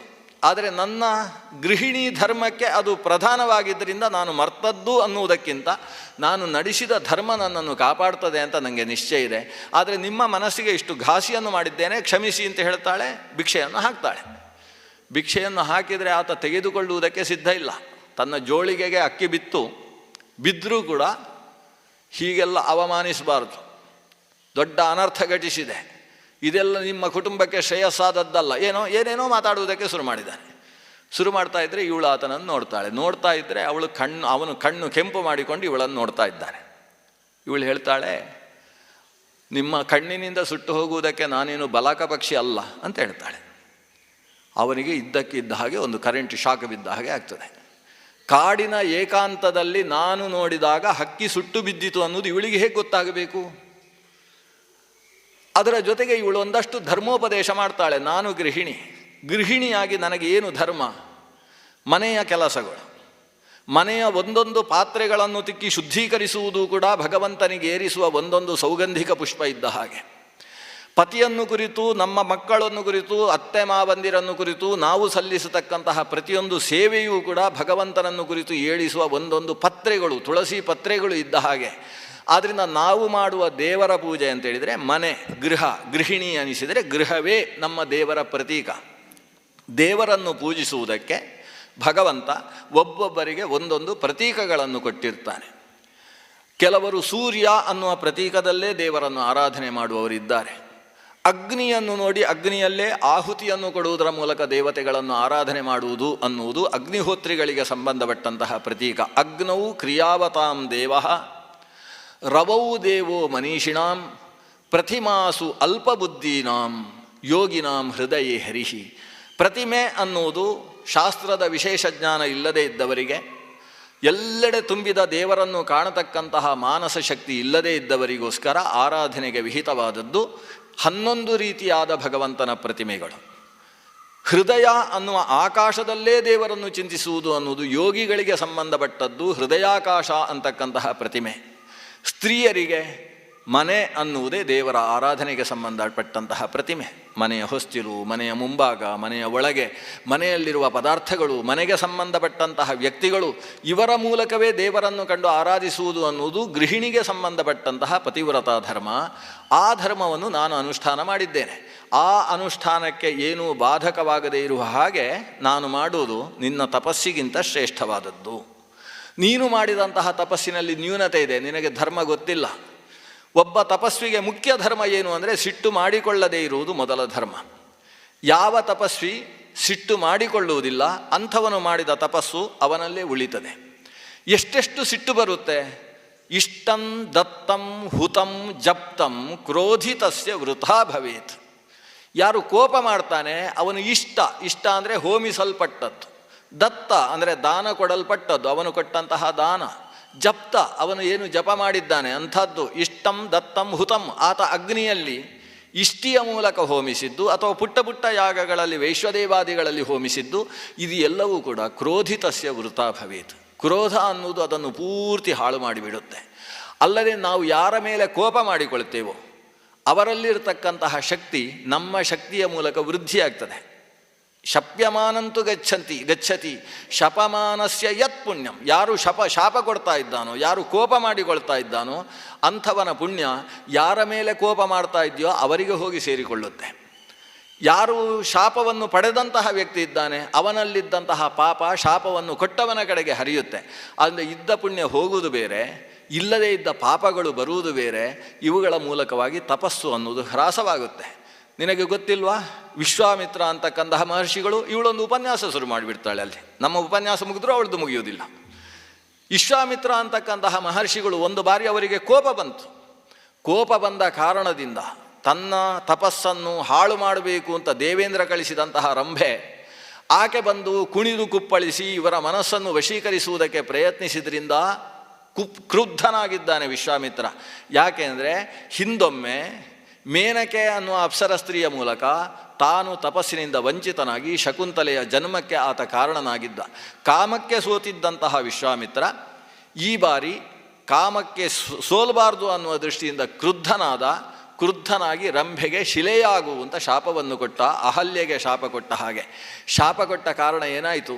ಆತನ 1000 ವರ್ಷದ ತಪಸ್ಸು ಹ್ರಾಸವಾಯಿತು. ಗಾಯತ್ರಿ ಮಂತ್ರದ ದರ್ಶನ ಮಾಡಿಕೊಂಡು ಆತ ಬ್ರಹ್ಮರ್ಷಿಯಾಗಿ ಮೆರೆಯಬೇಕಾಗಿದ್ದಂತಹ ಕೌಶಿಕ ವಿಶ್ವಾಮಿತ್ರ 1000 ವರ್ಷಗಳಷ್ಟು ತಪಸ್ಸನ್ನು ಕಳೆದುಕೊಂಡು ಮತ್ತೆ ತಪಸ್ಸು ಮಾಡಬೇಕಾದಂತಹ ಪ್ರಸಂಗ ಬಂತು. ಹಾಗಾದರೆ ನಾವು ಸಿಟ್ಟು ಮಾಡಿಕೊಳ್ಳುವುದು ಅನ್ನೋದು ತಪಸ್ಸಿಗೆ ಕುಠಾರಪ್ರಾಯವಾದದ್ದು. ಅಂಥದ್ದನ್ನು ನೀನು ಮಾಡಿಕೊಳ್ತೀಯ ಅಂದರೆ ನಿನ್ನಲ್ಲಿ ಏನೋ ನ್ಯೂನತೆ ಇದೆ. ಈ ಕೋಪ ಆದರೂ ಯಾಕೆ ಬರುತ್ತೆ ನಿನಗೆ? ಕೋಪ ಬರುವುದರ ಹಿನ್ನೆಲೆ ಏನು ಅಂದರೆ ನೀನು ಮಾಡಬೇಕಾದ ಕೆಲಸ ಬಿಟ್ಟು ಮಾಡಬಾರದ ಕೆಲಸಕ್ಕೆ ಹೋಗಿದ್ದಿ ಅಂತ ಅರ್ಥ. ಮಾಡಬೇಕಾದ ಕೆಲಸಗಳನ್ನು ಬಿಟ್ಟು, ಅದು ಸ್ವಕರ್ತವ್ಯ, ಇವನಿಗೆ ಕರ್ತವ್ಯ ಮಾಡಲೇಬೇಕಾದದ್ದು ಅಂತ ಇರ್ತದೆ. ಅದನ್ನು ಮಾಡಿಕೊಂಡು ಉಳಿದದ್ರಲ್ಲಿ ಎಷ್ಟೆಷ್ಟು ಪ್ರವೃತ್ತಿ ಮಾಡ್ತಾನೋ ಅಷ್ಟು ಶ್ರೇಯಸ್ಸು. ಆದರೆ ಮಾಡಲೇಬೇಕಾದ ಕೆಲಸವನ್ನು ಕೈಬಿಟ್ಟು ಇನ್ನೆಷ್ಟು ಧರ್ಮಾಚರಣೆ ಮಾಡಿದರೂ ಅದು ನಿನಗೆ ಶುದ್ಧವಾದ ಸಾತ್ವಿಕ ಫಲವನ್ನು ಕೊಡುವುದಿಲ್ಲ. ಇದು ಬಹಳ ಸುಂದರವಾದ ಆಕೆಯ ಉಪದೇಶ. ನಮಗೆಲ್ಲ ಬೇಕಾದದ್ದು ಮಾಡಲೇಬೇಕಾದ ಕೆಲಸ. ಇವತ್ತು ನಾವು ಒಂದು ಲೌಕಿಕವಾಗಿ ಆಲೋಚನೆ ಮಾಡುವ. SSLC ಬರೆಯುವುದಕ್ಕೆ ಸಿದ್ಧನಾಗಿದ್ದಾನೆ, ಪರೀಕ್ಷೆ ಬರಿತಾ ಇದ್ದಾನೆ, ಪರೀಕ್ಷೆಗೆ ಓದಿದ್ದಾನೆ. ಅವನು ಬೆಳಗ್ಗೆ ದೇವಸ್ಥಾನಕ್ಕೆ ಹೋಗಿ 108 ಪ್ರದಕ್ಷಿಣೆ ಹಾಕಿ ನಮಸ್ಕಾರ ಮಾಡಿ 9 ಗಂಟೆಗೆ ಪರೀಕ್ಷೆಗೆ ಹೋಗ್ತೇನೆ ಅಂದರೆ ಸಾರ್ವಜನಿಕರು ಅಥವಾ ತಂದೆ ತಾಯಿ ಏನು ಹೇಳ್ತಾರೆ? ನೀನು ಮಾಡ್ತಾ ಇರೋದು ಧರ್ಮ ಅಲ್ಲ ಅಂತ ಹೇಳ್ತಾರೆ. ಅಲ್ಲ, 108 ಪ್ರದಕ್ಷಿಣೆ ನಮಸ್ಕಾರ ಧರ್ಮ ಅಲ್ವಾ? ಧರ್ಮ ಹೌದು, ನಿನಗೆ ಧರ್ಮ ಅಲ್ಲ. ಯಾಕಂದರೆ ನಿನ್ನ ಕರ್ತವ್ಯ ಏನು? ನೀನು ಆ ಪರೀಕ್ಷೆಯಲ್ಲಿ ಚೆನ್ನಾಗಿ ಓದಿ ಬರೆಯುವಂಥದ್ದು ನಿನ್ನ ಕರ್ತವ್ಯ. ಆ ಕರ್ತವ್ಯ ಬಿಟ್ಟು ನೀನು ಎಷ್ಟು ಧರ್ಮಾಚರಣೆ ಮಾಡಿದ್ರೇನು? ಅದನ್ನು ಮಾಡಿಕೊಂಡು ಆಮೇಲೆ ಪುರುಸೊತ್ತಲ್ಲಿ ಎಷ್ಟು ಬೇಕಾದರೂ ಮಾಡು. ಆದರೆ ಪ್ರಧಾನ ಕರ್ತವ್ಯವನ್ನು ಬಿಟ್ಟು ನೀನು ಮಾಡುವ ಧರ್ಮಾಚರಣೆ ಬೆಲೆ ಇರುವಂಥದ್ದಲ್ಲ. ನಿನ್ನಲ್ಲಿ ಅಂಥ ದೋಷಗಳು ಕಾಣಿಸ್ತಾ ಇದ್ದಾವೆ. ಆದ್ದರಿಂದ ನಿನಗೆ ಸ್ಪಷ್ಟ ಧರ್ಮದ ಪರಿಜ್ಞಾನ ಇಲ್ಲ. ನೀನು ಇದಕ್ಕಿಂತ ಹೆಚ್ಚು ಧರ್ಮವನ್ನು ತಿಳ್ಕೊಳ್ಬೇಕು ಅಂತಾದರೆ ಇಲ್ಲಿಂದ ಮಿಥಿಲಾಪಟ್ಟಣಕ್ಕೆ ಹೋಗು. ಮಿಥಿಲಾಪಟ್ಟಣದಲ್ಲಿ ಧರ್ಮವ್ಯಾಧ ಅಂತ ಒಬ್ಬ ಇದ್ದಾನೆ. ಆತನ ಹತ್ರ ಧರ್ಮವನ್ನು ಕೇಳಿ ತಿಳ್ಕೊ ಅಂತ ಹೇಳ್ತಾಳೆ. ಸೀದಾ ಒಳಗೆ ಬರ್ತಾಳೆ. ನಾನು ಹೇಳಿದ್ರಲ್ಲಿ ತಪ್ಪಿದರೆ ಕ್ಷಮಿಸು ಅಂತ ಹೇಳ್ತಾ ಒಳಗೆ ಬರ್ತಾಳೆ. ಮತ್ತೆ ಪತಿ ಸೇವೆಯಲ್ಲಿ ತನ್ನನ್ನು ತೊಡಗಿಸಿಕೊಳ್ತಾಳೆ. ಆದರೆ ಆಕೆ ಒಳಗೆ ಬರ್ತಾ ಇದ್ದ ಹಾಗೆ ಹೊರಗಿನಲ್ಲಿದ್ದಂತಹ ವಿಪ್ರ ತಾನು ಕೈ ಮುಗಿದು ಹೇಳ್ತಾನೆ, ನನಗೆ ಕಣ್ಣು ತೆರೆಸಿದ್ದಕ್ಕೋಸ್ಕರ ಧನ್ಯವಾದ. ನಾನು ನಿನ್ನನ್ನು ತಪ್ಪಾಗಿ ಸರಿಯಿಲ್ಲ, ನೀನು ಮಾಡ್ತಾ ಇರುವುದು ಅಪರಾಧ ಅಂತ ನಾನು ಬೈದಿದ್ದೇನೆ. ನಿನ್ನದ್ದು ಧರ್ಮ ಅನ್ನೋದು ನನಗೆ ಅರ್ಥ ಆಗಿದೆ, ನನ್ನ ಧರ್ಮದಲ್ಲಿ ಹುಳುಕು ಇದೆ ಅನ್ನೋದು ಗೊತ್ತಾಗಿದೆ.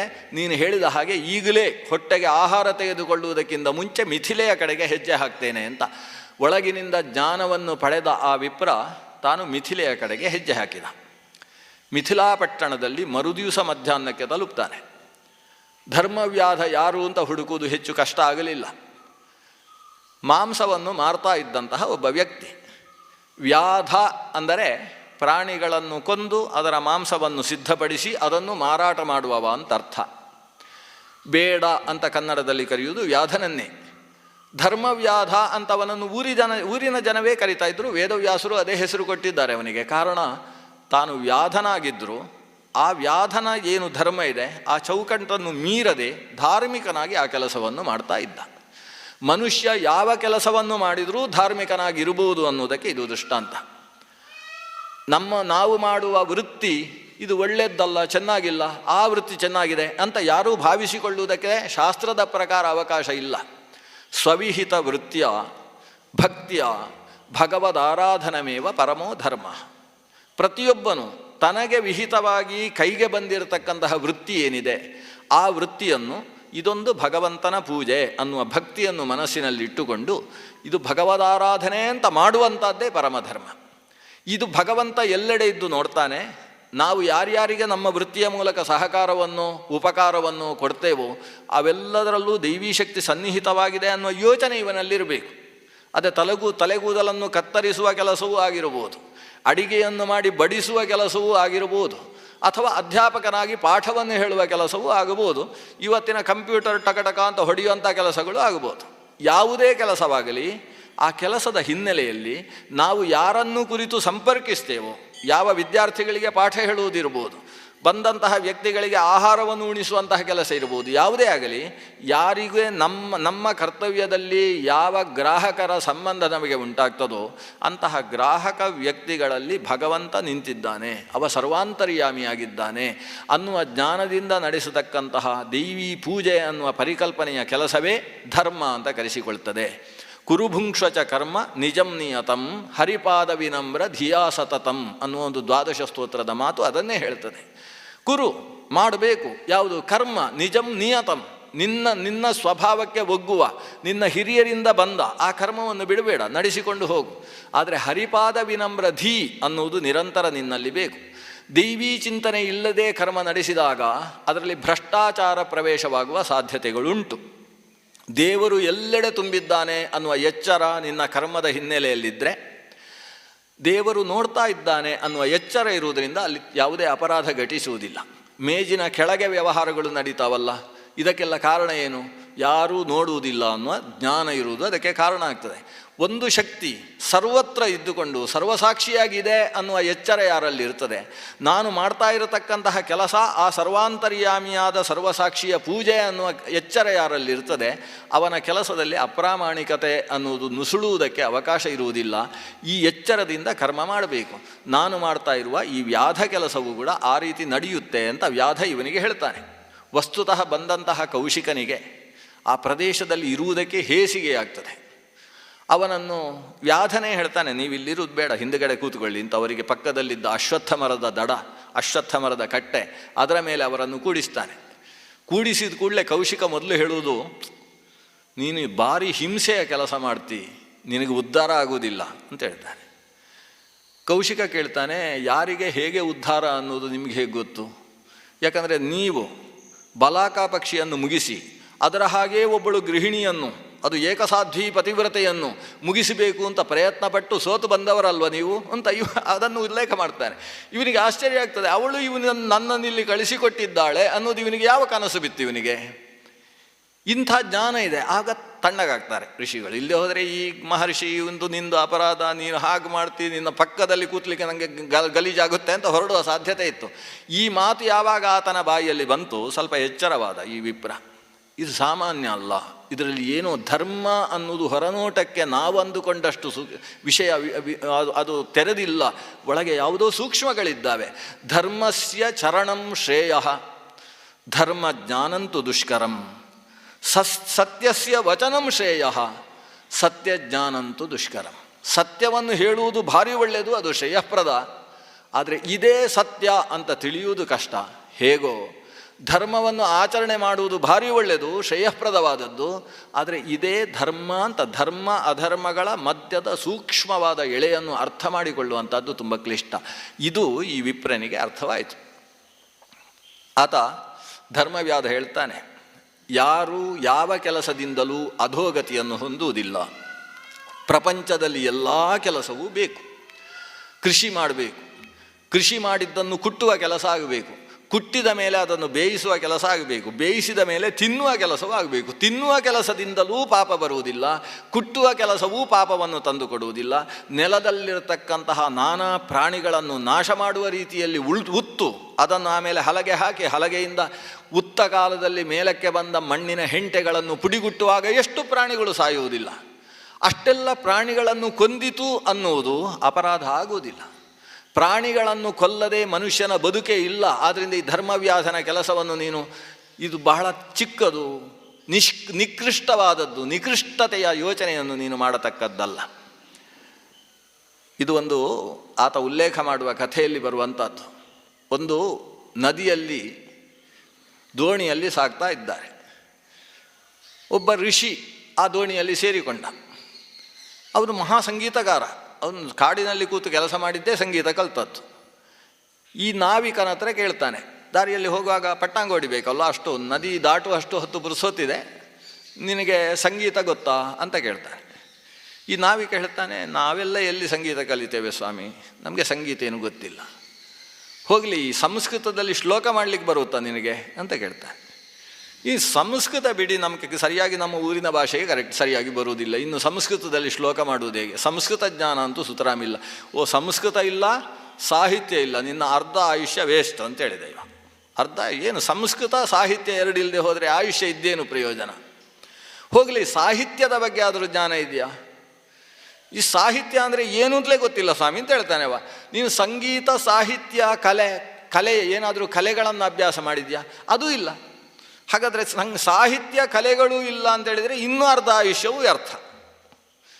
ಇಷ್ಟು ಹೇಳಿದರೆ ಪಾಪ ಹುಟ್ಟು ಹಾಕುವುದು ಅವನ ಕೆಲಸ. ಜೀವನದಿಂದ ಆರಂಭದಿಂದಲೂ ಹುಟ್ಟು ಹಾಕಿ ಬಂದವರನ್ನೆಲ್ಲ ಸುರಕ್ಷಿತವಾಗಿ ಆ ಕಡೆಯ ದಡಕ್ಕೆ ಸಾಗಿಸುವುದು ಅವನ ಕೆಲಸ. ಅವನ ಕೆಲಸವನ್ನು ಪ್ರಾಮಾಣಿಕವಾಗಿ ಮಾಡ್ತಾ ಇದ್ದಾನವ. ಇಂಥ ಜನರೆಲ್ಲ ಸಿಕ್ಕಿದರೆ ಪಾಪ ಅವನಿಗೂ ಮನಸ್ಸಿಗೆ ಎಷ್ಟು ಘಾಸಿ. ಅಷ್ಟು ಹೊತ್ತಿಗೆ ಇದ್ದಕ್ಕಿದ್ದ ಹಾಗೆ ಆಕಾಶದ ಮೋಡಗಳ ಮಧ್ಯದಿಂದ ಮಿಂಚುಗಳು, ಬೀಸುವ ಚಂಡಮಾರುತ. ಇವನ ದೋಣಿಯನ್ನು ಇವನಿಗೆ ಸಂಭಾಳಿಸಿಕೊಳ್ಳುವುದಕ್ಕಾಗುವುದಿಲ್ಲ. ಮಧ್ಯ ನದಿಗೆ ಬಂದಿದೆ ಅಂತೆ. ಇವ ಕೇಳ್ತಾನೆ, ಸ್ವಾಮಿ ತಮಗೆ ಈಜು ಬರುತ್ತಾ ಅಂತ ಕೇಳ್ತಾನೆ ಈ ಋಷಿಗಳ ಹತ್ರ. ಅದು ಬರುವುದಿಲ್ಲ. ಹಾಗಾದರೆ ನಿಮ್ಮ ಜೀವನ ಪೂರ್ತಿ ಹೋಯಿತು ಅಂತ ಹೇಳ್ತಾನೆ ಅವ. ಆಮೇಲೆ ದೋಣಿ ಮಗುಚಿತು, ಪಾಪ ಅವ ಮುಳುಗಿದ, ಸತ್ತ. ಇವನು ಈಜಿಕೊಂಡು ಬಂದು ದೋಣಿಗೆ ಬಂದ, ಇವ ಬದುಕಿದ. ಆದರೆ ಬದುಕುವ ವಿದ್ಯೆ ಬೇಕೇ ಹೊರತು ಯಾವುದೋ ವಿದ್ಯೆಯನ್ನು ಕಲಿತು ಎಷ್ಟೆಷ್ಟೋ ವಿದ್ಯೆಗಳಿದ್ದು ಬದುಕುವ ವಿದ್ಯೆ ಇಲ್ಲ ಅಂತ ಹೇಳಿದರೆ ಆ ಪ್ರಯೋಜನ ಏನಿದೆ? ಅದರಿಂದ ವಿದ್ಯಾಸು ಶ್ರೇಷ್ಠ. ಯಾವುದು ಶ್ರೇಷ್ಠ ವಿದ್ಯೆಯಲ್ಲಿ ಅಂತೇಳಿದರೆ ಬದುಕುವ ವಿದ್ಯೆ ಶ್ರೇಷ್ಠ. ಬದುಕುವ ವಿದ್ಯೆ ಇದ್ದು ಪರಂಪರಾಗತವಾದ ಕೆಲಸಗಳನ್ನು ನಡೆಸುವುದಕ್ಕೆ ಬೇಕಾದ ಪೂರ್ಣವಾದ ಜ್ಞಾನ ಇದ್ದು ಅದರ ಜೊತೆಗೆ ಎಷ್ಟೆಷ್ಟು ಕಲ್ತರೂ ಕೂಡ ಅದು ಸ್ವಧರ್ಮವಾಗ್ತದೆ. ಸ್ವಧರ್ಮೇ ನಿಧನಂ ಶ್ರೇಯ ಪರಧರ್ಮೋ ಭಯಾವಹ. ಅವನಿಗೆ ಸಂಬಂಧಪಟ್ಟ ಧರ್ಮ ಏನಿದೆ, ಅವನ ಕುಲ ಕಸುಬು ಅಂತೇನಿದೆ, ಅದರಲ್ಲಿ ಪೂರ್ಣ ಜ್ಞಾನವನ್ನು ಪಡೆದು ಉಳಿದದ್ದನ್ನು ಶಕ್ಯ ಇದ್ದರೆ ಎಷ್ಟು ಬೇಕಾದರೂ ಅಭ್ಯಾಸ ಮಾಡಬೇಕು. ಆದರೆ ಕುಲ ಕಸುಬನ್ನೇ ಮರೆತು ನಮ್ಮ ರಕ್ತದಲ್ಲಿ ಬಂದಿರತಕ್ಕಂತಹ ಕಾರ್ಯವೈಖರಿಯ ಶಕ್ತಿಗಳೇನಿದ್ದಾವೆ ಅದನ್ನೇ ಮರೆತು ಇನ್ಯಾವುದೋ ಕೆಲಸದಲ್ಲಿ ಹೋಗಿ ಅದನ್ನು ಎಡವಟ್ಟು ಮಾಡಿ ಇದೂ ಇಲ್ಲದೆ ಪ್ರಪಂಚಕ್ಕೆ ನಾಶಕವಾದ ವ್ಯಕ್ತಿತ್ವ ಆಗತಕ್ಕಂಥದ್ದು ಸಮಂಜಸ ಅಲ್ಲ. ನಮ್ಮ ಕೆಲಸವನ್ನು ನಾವು ಸರಿಯಾಗಿ ಕಲಿಬೇಕು. ಇದು ಈ ಧರ್ಮವ್ಯಾಧನ ಕಥೆಯಿಂದ ಸ್ಪಷ್ಟವಾಗುವುದು. ಧರ್ಮವ್ಯಾಧ ಇದನ್ನೆಲ್ಲ ಆ ಬ್ರಾಹ್ಮಣನಿಗೆ ಹೇಳ್ತಾನೆ. ಬ್ರಾಹ್ಮಣ ಹೇಳ್ತಾನೆ, ಏನೇ ಹೇಳು, ನೀನು ಮಾಂಸವನ್ನು ಮಾರುವುದು ಅನ್ನೋದು ನಿಕೃಷ್ಟವಾದ ವೃತ್ತಿ. ಈ ವೃತ್ತಿಯೇ ಸರಿ ಇಲ್ಲ, ಇದನ್ನು ಬಿಡು. ನಿನಗೆ ಬೇರೆ ಕೆಲಸವನ್ನು ಕೊಡ್ತೇನೆ, ನಮ್ಮ ಊರಿಗೆ ಬಾ, ಒಳ್ಳೆ ಕೆಲಸ, ಯಾವುದಾದ್ರೂ ಕೃಷಿ ಮಾಡುವ ಕೆಲಸವೋ ಹಸುಗಳನ್ನು ತೊಳೆಯುವ ಕೆಲಸವೋ ಇಂಥದ್ದು ಒಳ್ಳೆ ಕೆಲಸ ಕೊಡ್ತೇನೆ, ಇದನ್ನು ಬಿಡು. ಧರ್ಮವ್ಯಾಧ ನಿರಾಕರಿಸ್ತಾನೆ. ನೀನು ತಪ್ಪು ಹೇಳ್ತಾ ಇದ್ದಿ, ನಿನಗೆ ಧರ್ಮಜ್ಞಾನ ಇಲ್ಲ. ನನ್ನ ತಂದೆ ತಾಯಿಯರಿದ್ದಾರೆ, ಮನೆಯ ಒಳಗಿದ್ದಾರೆ, ಅವರ ಸೇವೆ ನನ್ನ ಜೀವನದ ಪರಮ ಮುಖ್ಯ. ಅದನ್ನು ಮಾಡದೆ ನಾನು ಯಾವ ಕೆಲಸಕ್ಕೂ ಹೊರಗೆ ಬರುವುದಿಲ್ಲ. ಹಿರಿಯರಾದಂತಹ 96 ಮೀರಿರತಕ್ಕಂತಹ ನನ್ನ ತಂದೆ ಜೀವನ ಪೂರ್ತಿ ಮಾಡಿಕೊಂಡು ಬಂದಂತಹ ವೃತ್ತಿ ಇದು. ಯಾಕೆ ನನ್ನ ತಂದೆ ಆ ವೃತ್ತಿಯನ್ನು ಮಾಡಿದರು? ನನ್ನ ಅಜ್ಜ ಈ ವೃತ್ತಿಯನ್ನು ಮಾಡಿ ಅದರ ಜೊತೆಗೆ ತನ್ನ ಮಗನನ್ನು ಸೇರಿಸಿಕೊಂಡು ಈ ವೃತ್ತಿಯನ್ನು ಮಾಡಿದ್ದಾರೆ. ಆದ್ದರಿಂದ ಯಾವ ಪ್ರಾಣಿಯನ್ನು ಹೇಗೆ ಯಾವ ವ್ಯಕ್ತಿಗಳಿಗೆ ಮಾರಾಟ ಮಾಡಬೇಕು, ಯಾವುದಕ್ಕೆ ಯಾವ ಕಾಲದಲ್ಲಿ ಎಷ್ಟು ಮೌಲ್ಯವನ್ನಿಟ್ಟು ನಾವು ಮಾರಾಟ ಮಾಡಬೇಕು, ಮೌಲ್ಯದಲ್ಲಿ ನಮ್ಮ ಹೊಟ್ಟೆಗೆ ಸಿಗಬೇಕಾದದ್ದೆಷ್ಟು, ಜನರಿಗೆ ಬಾಧಕ ಆಗದೇ ಇರುವ ಹಾಗೆ ವ್ಯವಸ್ಥೆ ಹೇಗಿರಬೇಕು, ಇವತ್ತು ಕತ್ತರಿಸಿದ ಮಾಂಸ ನಾಳೆಗೆ ಹಾಳಾಗದೇ ಇರಬೇಕಾದರೆ ವ್ಯವಸ್ಥೆ ಹೇಗಿರಬೇಕು, ಇದೆಲ್ಲ ನಮ್ಮ ಕುಲಕುಸುಬಿನಲ್ಲಿ ತಾನಾಗಿ ಬಂದಿರುವಂಥದ್ದು. ಆದ್ದರಿಂದ ಅದನ್ನು ನಾವು ಮಾಡದೆ ಇನ್ಯಾರೋ ಮಾಡಲಿಕ್ಕೆ ಆಗುವುದಿಲ್ಲ. ನಾನು ಮಾಡುವುದಿಲ್ಲ ಅಂತ ಹೇಳಿ ಮಾಂಸ ಮಾರಾಟದ ಕೆಲಸ ಇನ್ಯಾರಾದರೂ ಮಾಡಬೇಕಲ್ಲ. ಪ್ರಪಂಚದಲ್ಲಿ ಈ ಮಾರಾಟ ಮಾಡದೇ ಹೋದರೆ ಜೀವನ ಹೇಗೆ ಸಾಗ್ತದೆ? ಮಾಂಸ ಭಕ್ಷಣೆ ಅನ್ನುವುದು ಸಂಪೂರ್ಣ ನಿಷಿದ್ಧ ಅಲ್ಲೂ ಅಲ್ಲ.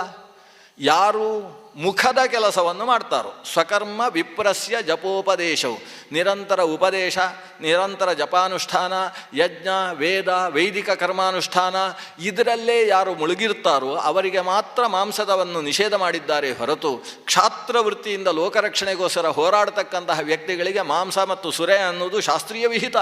ಅದು ಇಲ್ಲದೆ ಹೋದರೆ ಅಷ್ಟು ಶಾರೀರಿಕವಾದ ಕಷ್ಟದ ಕೆಲಸವನ್ನು ನಡೆಸುವುದಕ್ಕೆ ಸಾಧ್ಯ ಇಲ್ವಲ್ಲ.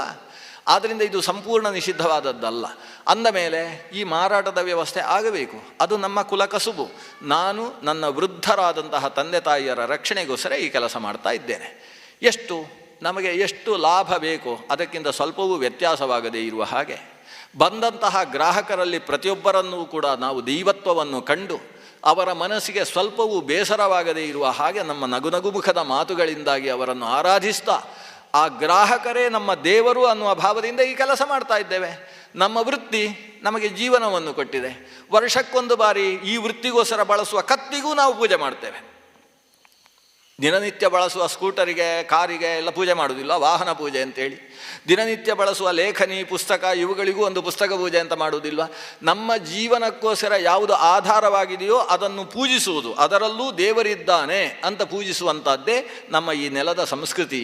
ಹಾಗಾಗಿ ಇದಕ್ಕೆ ನಾವು ಬಳಸುವ ಕತ್ತಿ, ಇದಕ್ಕೆ ಬಳಸತಕ್ಕಂತಹ ಈ ಮಾಂಸದ ಒಂದು ಮರದ ಸ್ಟಂಪ್, ಅದನ್ನು ಸ್ತೂಪ ಅಂತ ಕರೀತಾರೆ, ಮರದ ಸ್ತೂಪ, ಇವುಗಳನ್ನೆಲ್ಲ ನಾವು ನಿರಂತರ ಪೂಜಿಸ್ತೇವೆ. ಅದು ನಮ್ಮ ದೇವರು. ಈ ವೃತ್ತಿಯೇ ದೇವರು ಅನ್ನುವ ಭಾವದಿಂದ ನಾವು ಪೂಜಿಸುವಾಗ ಇದರ ಕಾರಣದಿಂದ ನನಗೆ ಇಂತಹ ಯೋಗ ಸಾಮರ್ಥ್ಯ ಬಂದಿದೆ. ಯಾರು ಎಲ್ಲಿ ಹೇಗೆ ಅಂತ ಯೋಚಿಸಿದ ಕೂಡಲೇ ಆ ವ್ಯಕ್ತಿಯಲ್ಲಿ ಜೀವನದಲ್ಲಿ ಏನು ತೊಂದರೆಯಾಗಿದೆ ಅನ್ನೋದು ಅರ್ಥವಾಗುವಂತಹ ಯೋಗ ಸಾಮರ್ಥ್ಯ ಅದು ಈ ಪ್ರಾಮಾಣಿಕವಾದಂತಹ ನಮ್ಮ ಕೆಲಸದ ಮುಖದಿಂದ ಬಂದಿದೆ.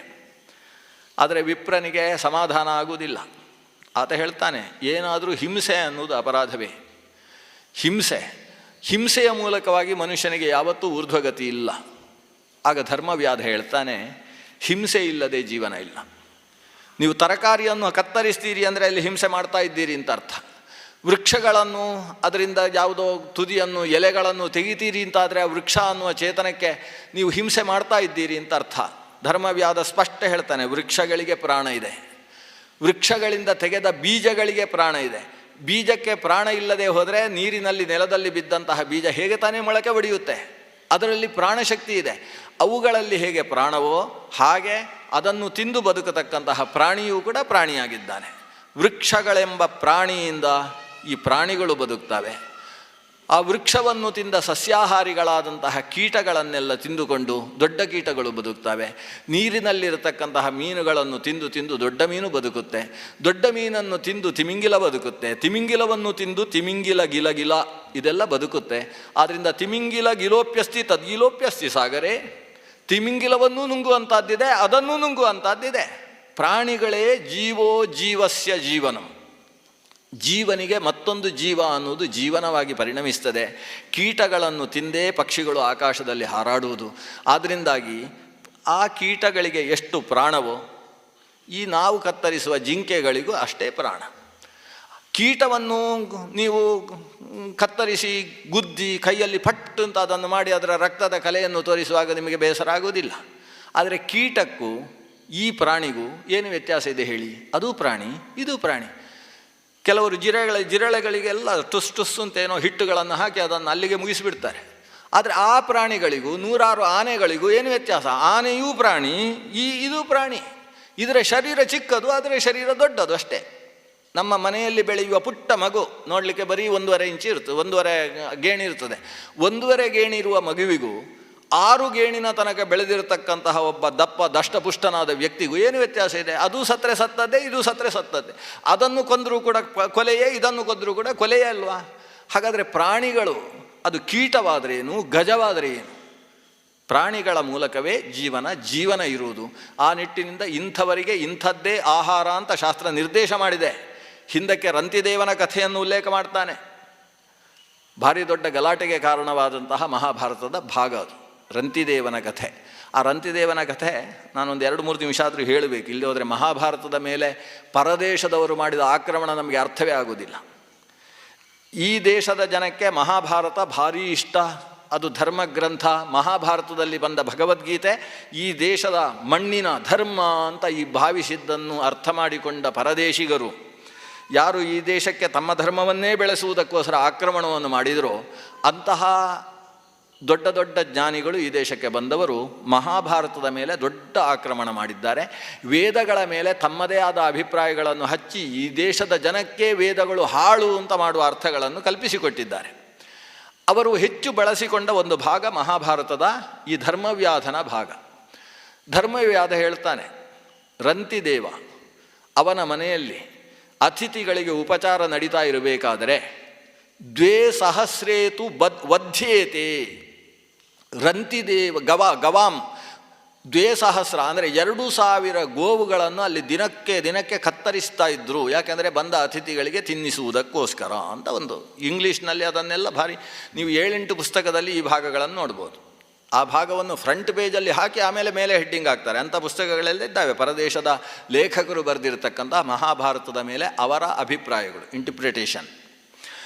ಅಂಥ ವಿಷಯದಲ್ಲಿ ಇದನ್ನು ಪ್ರಧಾನವಾಗಿ ಅವರು ಹೇಳ್ತಾರೆ. ಯಾಕಂದರೆ ಅವರ ಉದ್ದೇಶ ಏನು ಅಂದರೆ ಭಾರತದ ಜನತೆಯನ್ನು ಗೋಭಕ್ಷಕರನ್ನಾಗಿಸಬೇಕು, ಆವಾಗ ಅವರ ಧರ್ಮ ಬಿದ್ದು ಹೋಗುತ್ತೆ ಅನ್ನೋದು ಅವರ ಮೂಲ ಉದ್ದೇಶ ಇರೋದು. 2,000 ಬಧ್ಯೇತೆ ಅಂತ ವಧ್ಯೇತೆ ಅನ್ನುವ ಮಾತನ್ನು ಉಲ್ಲೇಖ ಮಾಡ್ತಾರೆ. ಆದರೆ ಈ ಪರದೇಶದ ಜನ ಈ ಊರಿಗೆ ಬಂದ ಮೇಲೆ ಮಹಾಭಾರತದಲ್ಲಿ ಸೇರಿಕೊಂಡಂತಹ ಒಂದು ಶ್ಲೋಕ ಅದು. ರಂತಿದೇವನ ಬಗ್ಗೆ, ರಂತಿದೇವ ಅನ್ನುವ ರಾಜನ ಬಗ್ಗೆ ಮಹಾಭಾರತದಲ್ಲಿ 3 ಬಾರಿ ಕಥೆ ಬರ್ತದೆ. ಸ್ವತಃ ಭಾಗವತದಲ್ಲಿ ರಂತಿದೇವನ ಕಥೆ ಬರ್ತದೆ. ಪರಮ ಸಾತ್ವಿಕನಾದಂತಹ ರಾಜ ಆತ ತಾನು ಒಂದು 33 ರಾಜರುಗಳ ಹೆಸರನ್ನು ಮಹಾಭಾರತ ಶಾಂತಿ ಪರ್ವದಲ್ಲಿ ಭೀಷ್ಮರು ಹೇಳ್ತಾರೆ. 33 ರಾಜರ ಹೆಸರು ಹೇಳಿ ಇವರು ತಮ್ಮ ಜೀವನದಲ್ಲಿ ಮಾಂಸಭಕ್ಷಣೆಯನ್ನು ಮಾಡಲಿಲ್ಲ. ಮಾಂಸಭಕ್ಷಣೆ ಮಾಡುವುದು ವಿಹಿತ, ಆದರೆ ಕ್ಷತ್ರಿಯ ಅದು ಬೇಡ ಅಂತ ಹೇಳಿದರೆ ಬಿಡ್ಬೋದು. ಯಾಕಂದರೆ ಅದು ಮಾಡಲೇಬೇಕು ಅಂತಲ್ಲ, ಮಾಡಬಹುದು ಅಂತ ಹೇಳಿರುವುದೇ ಹೊರತು ಕ್ಷತ್ರಿಯನಿಗೆ ಮಾಡಲೇಬೇಕು ಅಂತ ವಿಹಿತವಾದದ್ದಲ್ಲ. ಅದು ಲೋಕೆ ವ್ಯವಾಯಾಮಿಷ ಮದ್ಯ ಸೇವಾಹ ಸ್ವಭಾವ ಏವೈಷ ನ ವಿಧಿ ತೇಷು. ಅದು ಸ್ವಭಾವ, ಮನುಷ್ಯನಿಗೆ ಸ್ವಭಾವ. ವ್ಯವಾಯ ಅಂದರೆ ಸ್ತ್ರೀ ಸಂಘ, ಆಮಿಷ ಅಂದರೆ ಮಾಂಸಭಕ್ಷಣೆ, ಆಮೇಲೆ ಮದ್ಯ ಸೇವನೆ, ಇದು ಸ್ವಭಾವ ಏವೈಷ. ಅದು ಸ್ವಭಾವ, ಮನುಷ್ಯ ತಾನಾಗಿ ಪ್ರವೃತ್ತಿ ಮಾಡ್ತಾನೆ. ಅದರಲ್ಲಿ ಬೇಡ ಅಂತ ಹೇಳಿದರೆ ಅದಾಗೋದಿಲ್ಲ. ಮದ್ಯಪಾನ ಸಂಪೂರ್ಣ ನಿಷೇಧ ಅಂತ ಮಾಡಿದರೆ ಮನೆಗಳಲ್ಲಿ ಕಳ್ಳಬಟ್ಟಿ ಶುರುವಾಗ್ತದೆ. ಅದು ಸಂಪೂರ್ಣ ನಿಷೇಧ ಮಾಡಲಿಕ್ಕಿರುವಂಥ ವಿಷಯ ಅಲ್ಲ. ಮಾಂಸವನ್ನು ಸಂಪೂರ್ಣ ನಿಷೇಧ ಮಾಡಲಿಕ್ಕೆ ಸಾಧ್ಯ ಇಲ್ಲ. ಯಾಕಂದರೆ ಸ್ವಭಾವ, ಮನುಷ್ಯನ ಪ್ರವೃತ್ತಿ ಹಾಗಿರ್ತದೆ. ಮನುಷ್ಯನಾಗಿ ಹುಟ್ಟಿ ಅವನ 32 ಹಲ್ಲುಗಳು ಹಾಗೆ ಸೃಷ್ಟಿಯಾಗಿರ್ತವೆ. ಹಾಗಾದರೆ ಏನು ಮಾಡಬೇಕಿದಕ್ಕೆ? ಅದಕ್ಕೆ ವ್ಯವಸ್ಥಿತಿ ತೇಷು ವಿವಾಹ ಯಜ್ಞ, ಅದಕ್ಕೊಂದು ವ್ಯವಸ್ಥೆ. ಏನು ವ್ಯವಸ್ಥೆ? ಸ್ತ್ರೀ ಸಂಘ ಅನ್ನುವ ವ್ಯವಸ್ಥೆ, ವಿವಾಹ ಅನ್ನೋ ಒಂದು ಕಟ್ಟುಪಾಡು. ಏನಿದ್ರೂ ಇಷ್ಟರಲ್ಲೇ ನಿಮ್ಮ ಸಂಘ ಇರಬೇಕು, ಎಲ್ಲೆಲ್ಲೋ ಅದು ಹರಿದಾಡುವ ಹಾಗಿಲ್ಲ ಅಂತ ಒಂದು ವ್ಯವಸ್ಥೆ. ಮಾಂಸಭಕ್ಷಣೆಗೆ ಒಂದು ಯಜ್ಞ ಅನ್ನೋ ಒಂದು ವ್ಯವಸ್ಥೆ, ಮದ್ಯಪಾನಕ್ಕೆ ಒಂದು ಸೌತ್ರಾಮಣಿ ಅಂತ ಒಂದು ವ್ಯವಸ್ಥೆ. ಈ ವ್ಯವಸ್ಥೆ ಇಷ್ಟರಲ್ಲಿರಬೇಕು, ಇದನ್ನು ಮೀರಬಾರದು ಅಂತ ಅದಕ್ಕೆ ವ್ಯವಸ್ಥೆಯನ್ನು ಮಾಡಬೇಕೇ ಹೊರತು ಅದನ್ನು ಸಂಪೂರ್ಣ ನಿಷೇಧ ಅಂತ ಮಾಡುವುದಲ್ಲ. ಹೀಗಿದೆ. ಆದರೆ ಆಸು ನಿವೃತ್ತಿರಿಷ್ಟ, ಇದನ್ನು ಪೂರ್ತಿ ಬಿಡುವುದು ಭಾರಿ ಒಳ್ಳೆಯದು. ಆದರೆ ಬಿಡಲೇಬೇಕು ಅಂತಿಲ್ಲ, ವ್ಯವಸ್ಥೆಯ ಒಳಗಿಡಬೇಕು. ಆ ವ್ಯವಸ್ಥೆಯನ್ನು ಮೀರಿ ಅದು ಹರಿದಾಡಬಾರ್ದು ಅಂತ ಇದು ಶಾಸ್ತ್ರ ನಿರೂಪಣೆ ಮಾಡತಕ್ಕಂತಹ ಕ್ರಮ. ಆ ರೀತಿ ಸಂಪೂರ್ಣ ನಿವೃತ್ತಿಯನ್ನು ಹೊಂದಿದಂತಹ 33 ರಾಜರುಗಳಲ್ಲಿ ಒಬ್ಬ ರಂತಿದೇವ ಅಂತ ಶಾಸ್ತ್ರ ಉಲ್ಲೇಖ ಮಾಡ್ತದೆ. ಅಂತಹ ರಂತಿದೇವನ ಮನೆಯಲ್ಲಿ 2,000 ಗೋವುಗಳನ್ನು ಪ್ರತಿನಿತ್ಯವೂ ಕೂಡ ಕತ್ತರಿಸ್ತಾ ಇದ್ರು ಅಂತ ವ್ಯಾಖ್ಯಾನ ಮಾಡ್ತಾರೆ. ರಂತಿದೇವಸ್ಯ ಮಹಾನಸೆ, ಅವನ ಅಡಿಗೆ ಮನೆಯಲ್ಲಿ ಕತ್ತರಿಸ್ತಾ ಇದ್ರು ಅಂತ ಇಂಗ್ಲೀಷ್ನಲ್ಲಿ ವ್ಯಾಖ್ಯಾನಗಳು ಇದಕ್ಕೆ. ಇಲ್ಲದೇ ಇದ್ದ ಶ್ಲೋಕವನ್ನು ಸೇರಿಸಿ ಮಾಡಿದ ವ್ಯಾಖ್ಯಾನ. ವಸ್ತುತಃ ಶ್ಲೋಕ ಹೇಗಿರುವುದು ಅಂದರೆ ದ್ವೇಸಹಸ್ರೇತು ಬದ್ಧ್ಯೇತೆ ಅಂತ ಇರೋದು. ಇವರು ಬದ್ಧ್ಯೇತೆ ತೆಗೆದು ವಧ್ಯೇತೆ ಮಾಡಿ ಹಾಕಿದರು. ಇದೇನಾಗಿದೆ, ಉತ್ತರ ಭಾರತದ ಒಂದು ಸಮಸ್ಯೆ. ಉತ್ತರ ಭಾರತದಲ್ಲಿ ವಾ ಇದ್ದಲ್ಲಿ ಬಾ ಹೇಳುವುದು ಸಾಮಾನ್ಯ. ಅವರು ವೇದವ್ಯಾಸ ಅಂತ ಹೇಳುವುದಿಲ್ಲ, ಅವರು ಬಿದವ್ಯಾಸ್ ಅಂತ ಹೇಳ್ತಾರೆ. ಅದು ವಟು ಅನ್ನೋಲ್ಲ, ಅವರು ಬಟು ಅಂತ ಹೇಳ್ತಾರೆ. ಆ ಕಡೆ ಎಲ್ಲ ವಕಾರಕ್ಕೆ ಬಕಾರ ಹೇಳುವುದು. ಇದು ವಧ್ಯೇತೆ ಅಂತ ಅಲ್ಲ, ಬದ್ಧ್ಯೇತೆ ಅಂತ ಅಲ್ಲಿರುವುದು. 2000 ಗೋವುಗಳನ್ನು ಅಲ್ಲಿ ಕಟ್ಟಿದ್ರು. ಆ ಗೋವುಗಳನ್ನು ಕಟ್ಟಿ ಅವುಗಳ ಹಾಲು ಮೊಸರು ಇತ್ಯಾದಿಗಳನ್ನು ಉಪಯೋಗಿಸಿಕೊಂಡು ಇವರಿಗೆ ಅತಿಥಿ ಸತ್ಕಾರ ನಡೀತಾ ಇತ್ತು ಅಂತ ಇರೋದು. ಅದು ಬದ್ಧ್ಯೇತೆ ತೆಗೆದು ವಧ್ಯೇತೆ ಅಂತ ಹಾಕಿ ಇವರ ಇಂಗ್ಲೀಷಿನ ವ್ಯಾಖ್ಯಾನಗಳಕ್ಕೆ. ವಧ್ಯೇತೆ ಅಂದರೆ ವಧಿಸುತ್ತಿದ್ದರು. ಎಲ್ಲಿಯಾದರೂ ಒಂದು ವಸ್ತುತಃ ಮಾಂಸದ ವ್ಯವಸ್ಥೆಯನ್ನು ಮಾಡ್ತಾ ಇದ್ದ ರಾಜರುಗಳ ಇತಿಹಾಸ ಮಹಾಭಾರತದಲ್ಲಿದೆ.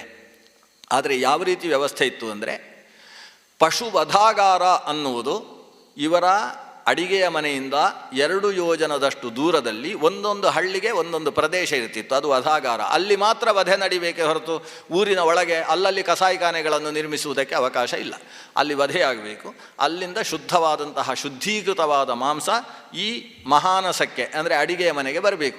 ಅಡಿಗೆ ಮನೆಯಲ್ಲಿ ಕತ್ತರಿಸಿ ಅಲ್ಲೇ ಅಡಿಗೆ ಮಾಡಿ ಅಲ್ಲೇ ಎಲುಬುಗಳನ್ನು ಬಿಸಾಡಿ ರಕ್ತವನ್ನು ಚೆಲ್ಲಿ ಇಂತಹ ವ್ಯವಸ್ಥೆಯನ್ನು ಯಾವ ಪಾಕಶಾಸ್ತ್ರವೂ ಹೇಳಲಿಲ್ಲ. ಇನ್ನೊಂದು ಅಲ್ಲಿ ವ್ಯಾಖ್ಯಾನ ಮಾಡುವಾಗ ಎಷ್ಟು ಅನಾಹುತ ಮಾಡಿಟ್ಟಿದ್ದಾರೆ ಗೊತ್ತು. ಅಲ್ಲೊಂದು ಚರ್ಮಣ್ವತಿ ನದಿ ಅಂತ ಹುಟ್ಟುತ್ತೆ. ಅದು ರಂತಿದೇವನ ಅಡಿಗೆ ಮನೆಯಿಂದ ಹುಟ್ಟಿದ್ದು. ಯಾಕಂದರೆ ಅಡಿಗೆ ಮನೆಯಲ್ಲಿ ಪ್ರಾಣಿಗಳನ್ನು ಕೊಂದು ಅದರ ಚರ್ಮ ಬಿಸಾಡಿದಾಗ ಚರ್ಮದಿಂದ ಸುರಿದು ಬಂದ ನೀರಿನಿಂದಲೇ ಒಂದು ನದಿ ಹುಟ್ಟಿತು ಅಂತ ಹೀಗೆ ಇಂಗ್ಲೀಷ್ನಲ್ಲಿ ವ್ಯಾಖ್ಯಾನ ಮಾಡಿಟ್ಟಿದ್ದಾರೆ. ನಮ್ಮವರೆಲ್ಲ ಓದ್ತಾ ಇದ್ದಾರೆ ಇವತ್ತಿಗೂ. ಅದನ್ನು ಯೂನಿವರ್ಸಿಟಿಯಲ್ಲೂ ಕೂಡ ಪಠ್ಯಪುಸ್ತಕದಲ್ಲಿ ಕೊನೆಗೆ ಪರಿಶಿಷ್ಟದಲ್ಲಿ ಸೇರಿಸಿ ಓದ್ತಾ ಇದ್ದಾರೆ. ನಮ್ಮ ಹುಡುಗರೇ ಓದುವುದು. ಆದರೆ ವಾಸ್ತವ ಸ್ಥಿತಿ ಏನಿದೆ, ಒಂದು ಚರ್ಮವನ್ನು ರಾಶಿ ಹಾಕಿದ್ರಿಂದ ಅದರಿಂದ ಒಂದು ನದಿ ಹುಟ್ಟುತ್ತೆ ಅನ್ನೋ ಒಂದು ಕಲ್ಪನೆಯೇ ಅದ್ಭುತ ಕಲ್ಪನೆ.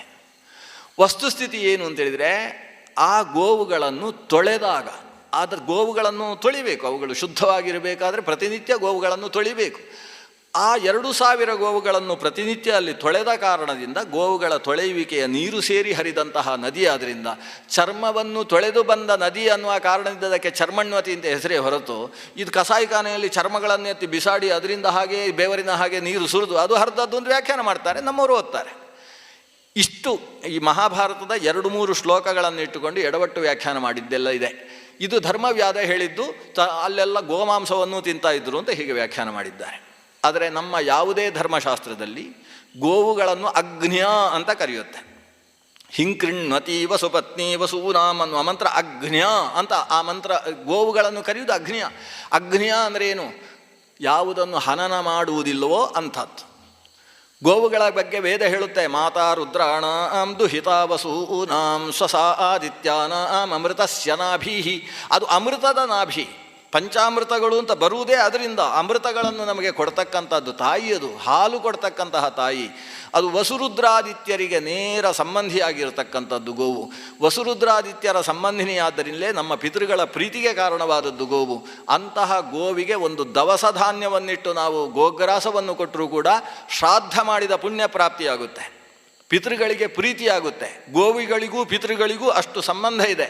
ಹೀಗೆ ಗೋವುಗಳ ಮಹತ್ವವನ್ನು ಗಾವೋ ಮೇ ಪಿತರಸ್ಸರ್ವಾಹ ಗಾವೋ ಮೇ ಮಾತರಸ್ಸರ್ವಾಹ ಪಿತರಶ್ಚಾಪಿ ಗೋವೃಷಾಃ. ಹಸುಗಳೆಲ್ಲ ನಮ್ಮ ತಾಯಂದಿರು, ಎಲ್ಲ ಎತ್ತುಗಳು ನಮ್ಮ ತಂದೆಯಂದಿರು. ಯಾಕಂದರೆ ಹಾಲು ಕೊಟ್ಟವಳಿಗೆ ತಾಯಿ ಅಂತ ಹೆಸರು, ಅನ್ನ ಕೊಟ್ಟವನಿಗೆ ಅಪ್ಪ ಅಂತ ಹೆಸರು. ಆ ಎತ್ತುಗಳ ನೇಗಿಲಿನ ಮೂಲಕವಾಗಿ ಅನ್ನ ಸಿಗುತ್ತೆ. ಆದ್ದರಿಂದ ಎತ್ತುಗಳು ತಂದೆಯ ಸ್ಥಾನದಲ್ಲಿದ್ದಾವೆ, ಗೋವುಗಳೆಲ್ಲ ತಾಯಿಯ ಸ್ಥಾನದಲ್ಲಿದ್ದಾವೆ ಅಂತ ನಮ್ಮ ಶಾಸ್ತ್ರ ಹೇಳ್ತಾ ಇರುವಾಗ ಅದನ್ನು ವಧೆ ಮಾಡಿ ಅದರ ಮಾಂಸವನ್ನು ತಿಂತಾ ಇದ್ರು ಅನ್ನೋ ವ್ಯಾಖ್ಯಾನ ಪೂರ್ವೋತ್ತರ ವಿರುದ್ಧವಾದದ್ದು, ತೀರಾ ಅಗ್ರಾಹ್ಯವಾದದ್ದು. ಧರ್ಮವ್ಯಾಧ ಹೇಳ್ತಾ ಇರುವ ಅಂಶ ಏನು? ಮಾಂಸಭಕ್ಷಣೆ ನಿಷಿದ್ಧ ಅಲ್ಲ. ಅದು ಕೆಲವು ವ್ಯಕ್ತಿಗಳಿಗೆ ಮಾಂಸಭಕ್ಷಣೆ ವಿಹಿತವಾಗಿದೆ.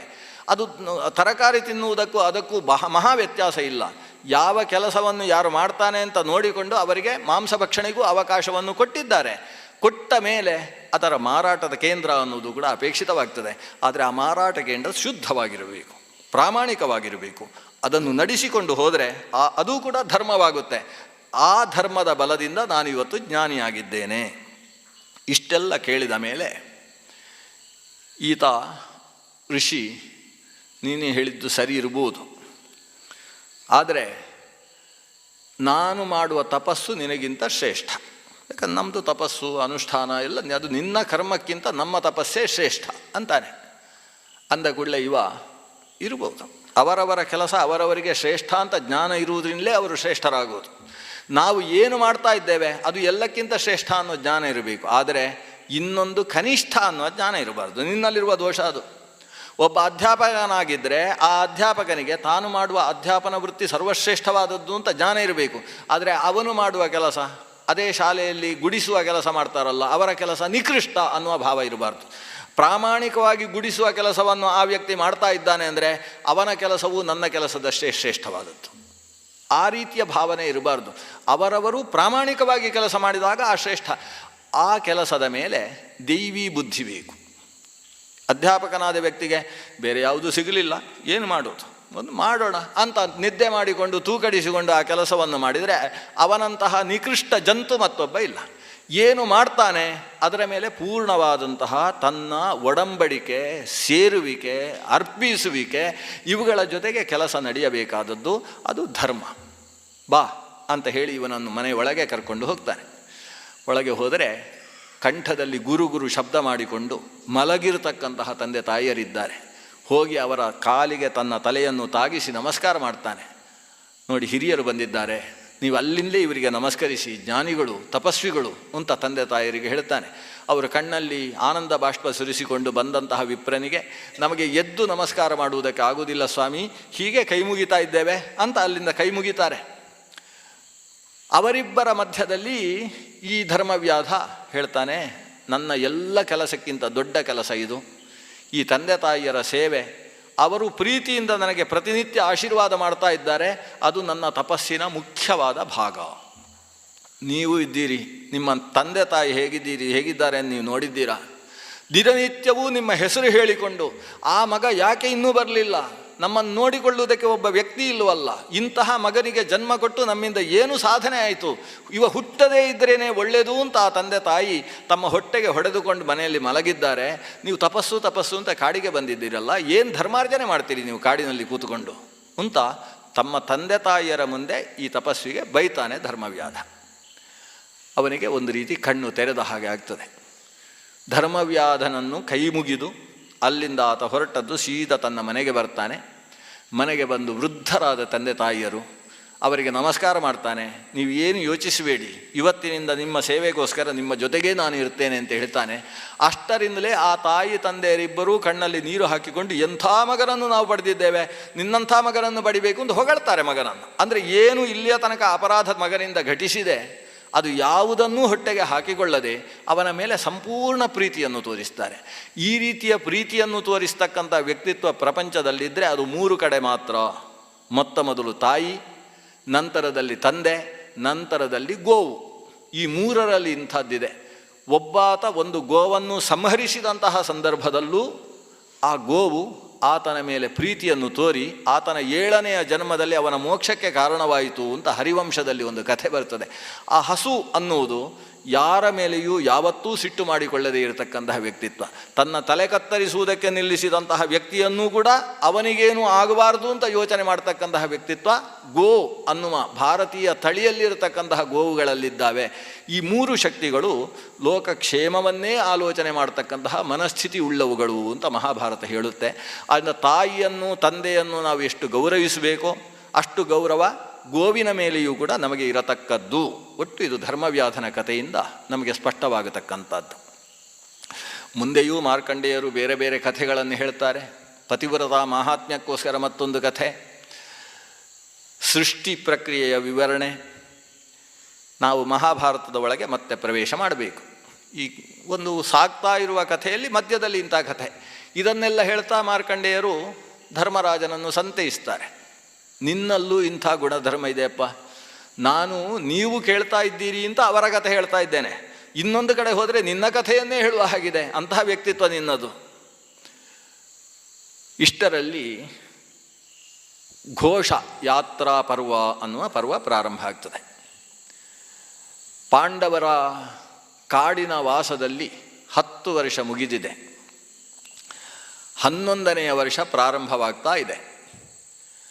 ಅಂಥ ಸಂದರ್ಭದಲ್ಲಿ ಇತ್ತ ಹಸ್ತಿನಪುರದಲ್ಲಿ ಕೌರವರು ಪಾಂಡವರೆಲ್ಲೋ ಉತ್ತರಕ್ಕೆ ಹೋಗಿದ್ದರಂತೆ. ಅರ್ಜುನನಿಗೆ ಮಹಾಶಸ್ತ್ರ ಸಂಪತ್ತಿ ಪ್ರಾಪ್ತಿಯಾಗಿದೆಯಂತೆ. ಭೀಮಸೇನನಂತೂ ಆಂಜನೇಯನ ದರ್ಶನವನ್ನು ಮಾಡಿ ಆಂಜನೇಯನೂ ಕೂಡ ತನಗೆ ರಕ್ಷಣೆ ಕೊಡುವ ಹಾಗೆ ಅರ್ಜುನನ ರಥದಲ್ಲಿರುವ ಹಾಗೆ ಕೇಳಿಕೊಂಡಿದ್ದಾನಂತೆ. ಅವರಲ್ಲೇನೋ ಶಕ್ತಿ ಬಂದಿದೆಯಂತೆ ಅಂತ ಎಲ್ಲ ಇವರಿಗೆ ಸುದ್ದಿ ಬರ್ತಾ ಇದೆ, ಕಾಡಿನ ಋಷಿಮುನಿಗಳಿಂದ ಬರುವ ಸುದ್ದಿ. ಈಗ ಮತ್ತೆ ನಮ್ಮ ಊರಿಗೆ ಬಂದಿದ್ದಾರೆ ಅನ್ನುವ ವಿಷಯ ಅವರಿಗೆ ಗೊತ್ತಾಗಿದೆ. ಕೃಷ್ಣ ಹೋಗಿ ನೋಡಿಕೊಂಡು ಹೋದಾಯ್ತಂತೆ.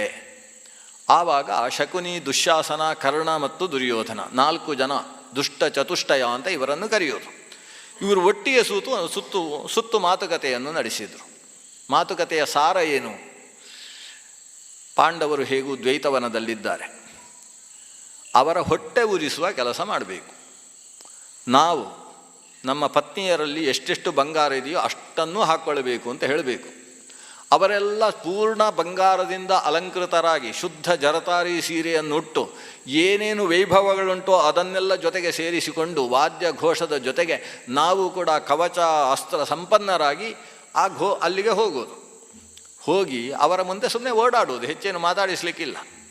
ಸುಮ್ಮನೆ ದೊಡ್ಡವರು ಕೆಲವರು ಮಾತಾಡಿಸೋದು, ಹೇಗಿದ್ದೀರಿ, ಅಯ್ಯೋ ಪಾಪ ಬರೀ ಇಂಥದ್ದೆಲ್ಲ ಉಟ್ಟುಕೊಂಡು ನೀವಿರಬೇಕಾಗಿದೆ, ನೋಡಿ ನಾವು ಹೀಗಿದ್ದೇವೆ ಅಂತ ಇವರನ್ನೆಲ್ಲ ತೋರಿಸುವುದು. ಆ ದ್ರೌಪದಿಗೆ ನಮ್ಮ ಹೆಂಡಂದಿರನ್ನು ನೋಡಿ ಹೊಟ್ಟೆ ಉರಿಬೇಕು, ಆಗುವ ಹಾಗೆ ಮಾಡಬೇಕು ಅಂತ ಒಂದು ಯೋಜನೆ ಇವರದ್ದು.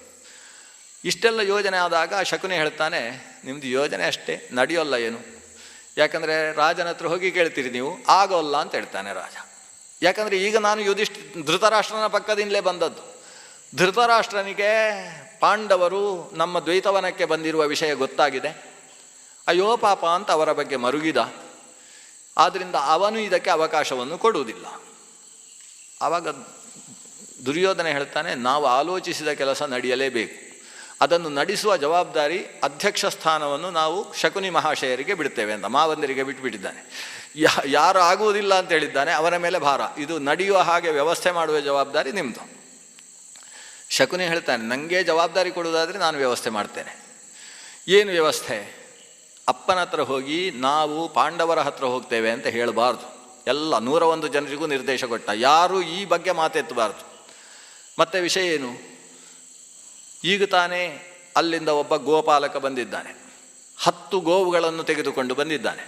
ದ್ವೈತವನದ ದೊಡ್ಡ ಸರೋವರದ ಎಡಭಾಗದಲ್ಲಿರ್ತಕ್ಕಂತಹ ಭಾಗ ಅದು ಹಸುಗಳನ್ನು ರಕ್ಷಣೆ ಮಾಡುವುದಕ್ಕೋಸ್ಕರ ನಮ್ಮ ದೇಶದ ಗೋಮಾಳ ಪ್ರದೇಶ. ಅಲ್ಲಿ ಸಿಕ್ಕಾಬಟ್ಟೆ ಹಸುಗಳು. ಆ ಹಸುಗಳ ಲೆಕ್ಕಾಚಾರವನ್ನು ಒದಗಿಸುವುದಕ್ಕೆ ಅಲ್ಲಿಯ ಗೋಪಶ್ರೇಷ್ಠ ಇವತ್ತು ಬಂದಿದ್ದಾನೆ. ಆ ಲೆಕ್ಕಾಚಾರದ ಪ್ರಕಾರ ಕಳೆದ ವರ್ಷ ಇದ್ದ ಹಸುಗಳಿಗಿಂತ 20,000 ಹಸುಗಳು ಅಲ್ಲಿ ಜಾಸ್ತಿಯಾಗಿದ್ದಾವೆ. ಅಷ್ಟು ವಂಶ ವೃದ್ಧಿಯಾಗಿದೆ. ಆದ್ದರಿಂದ ಆ ಎಲ್ಲ ಹಸುಗಳಿಗೆ ಚಿಹ್ನೆ ಹಾಕುವುದಕ್ಕೋಸ್ಕರ ನಾವು ಹೋಗುವುದು. ಹೀಗೊಂದು ವ್ಯವಸ್ಥೆ. ಚಿಹ್ನೆ, ಅದೇನೋ ಹಸುಗಳಿಗೆ ಚಿಹ್ನೆ ಹಾಕುವುದಂತೆ, ಏನೋ ಸೀಲು ಒತ್ತುವುದೇ ಏನೋ ಮಾಡ್ತಾರೆ ಇವರು.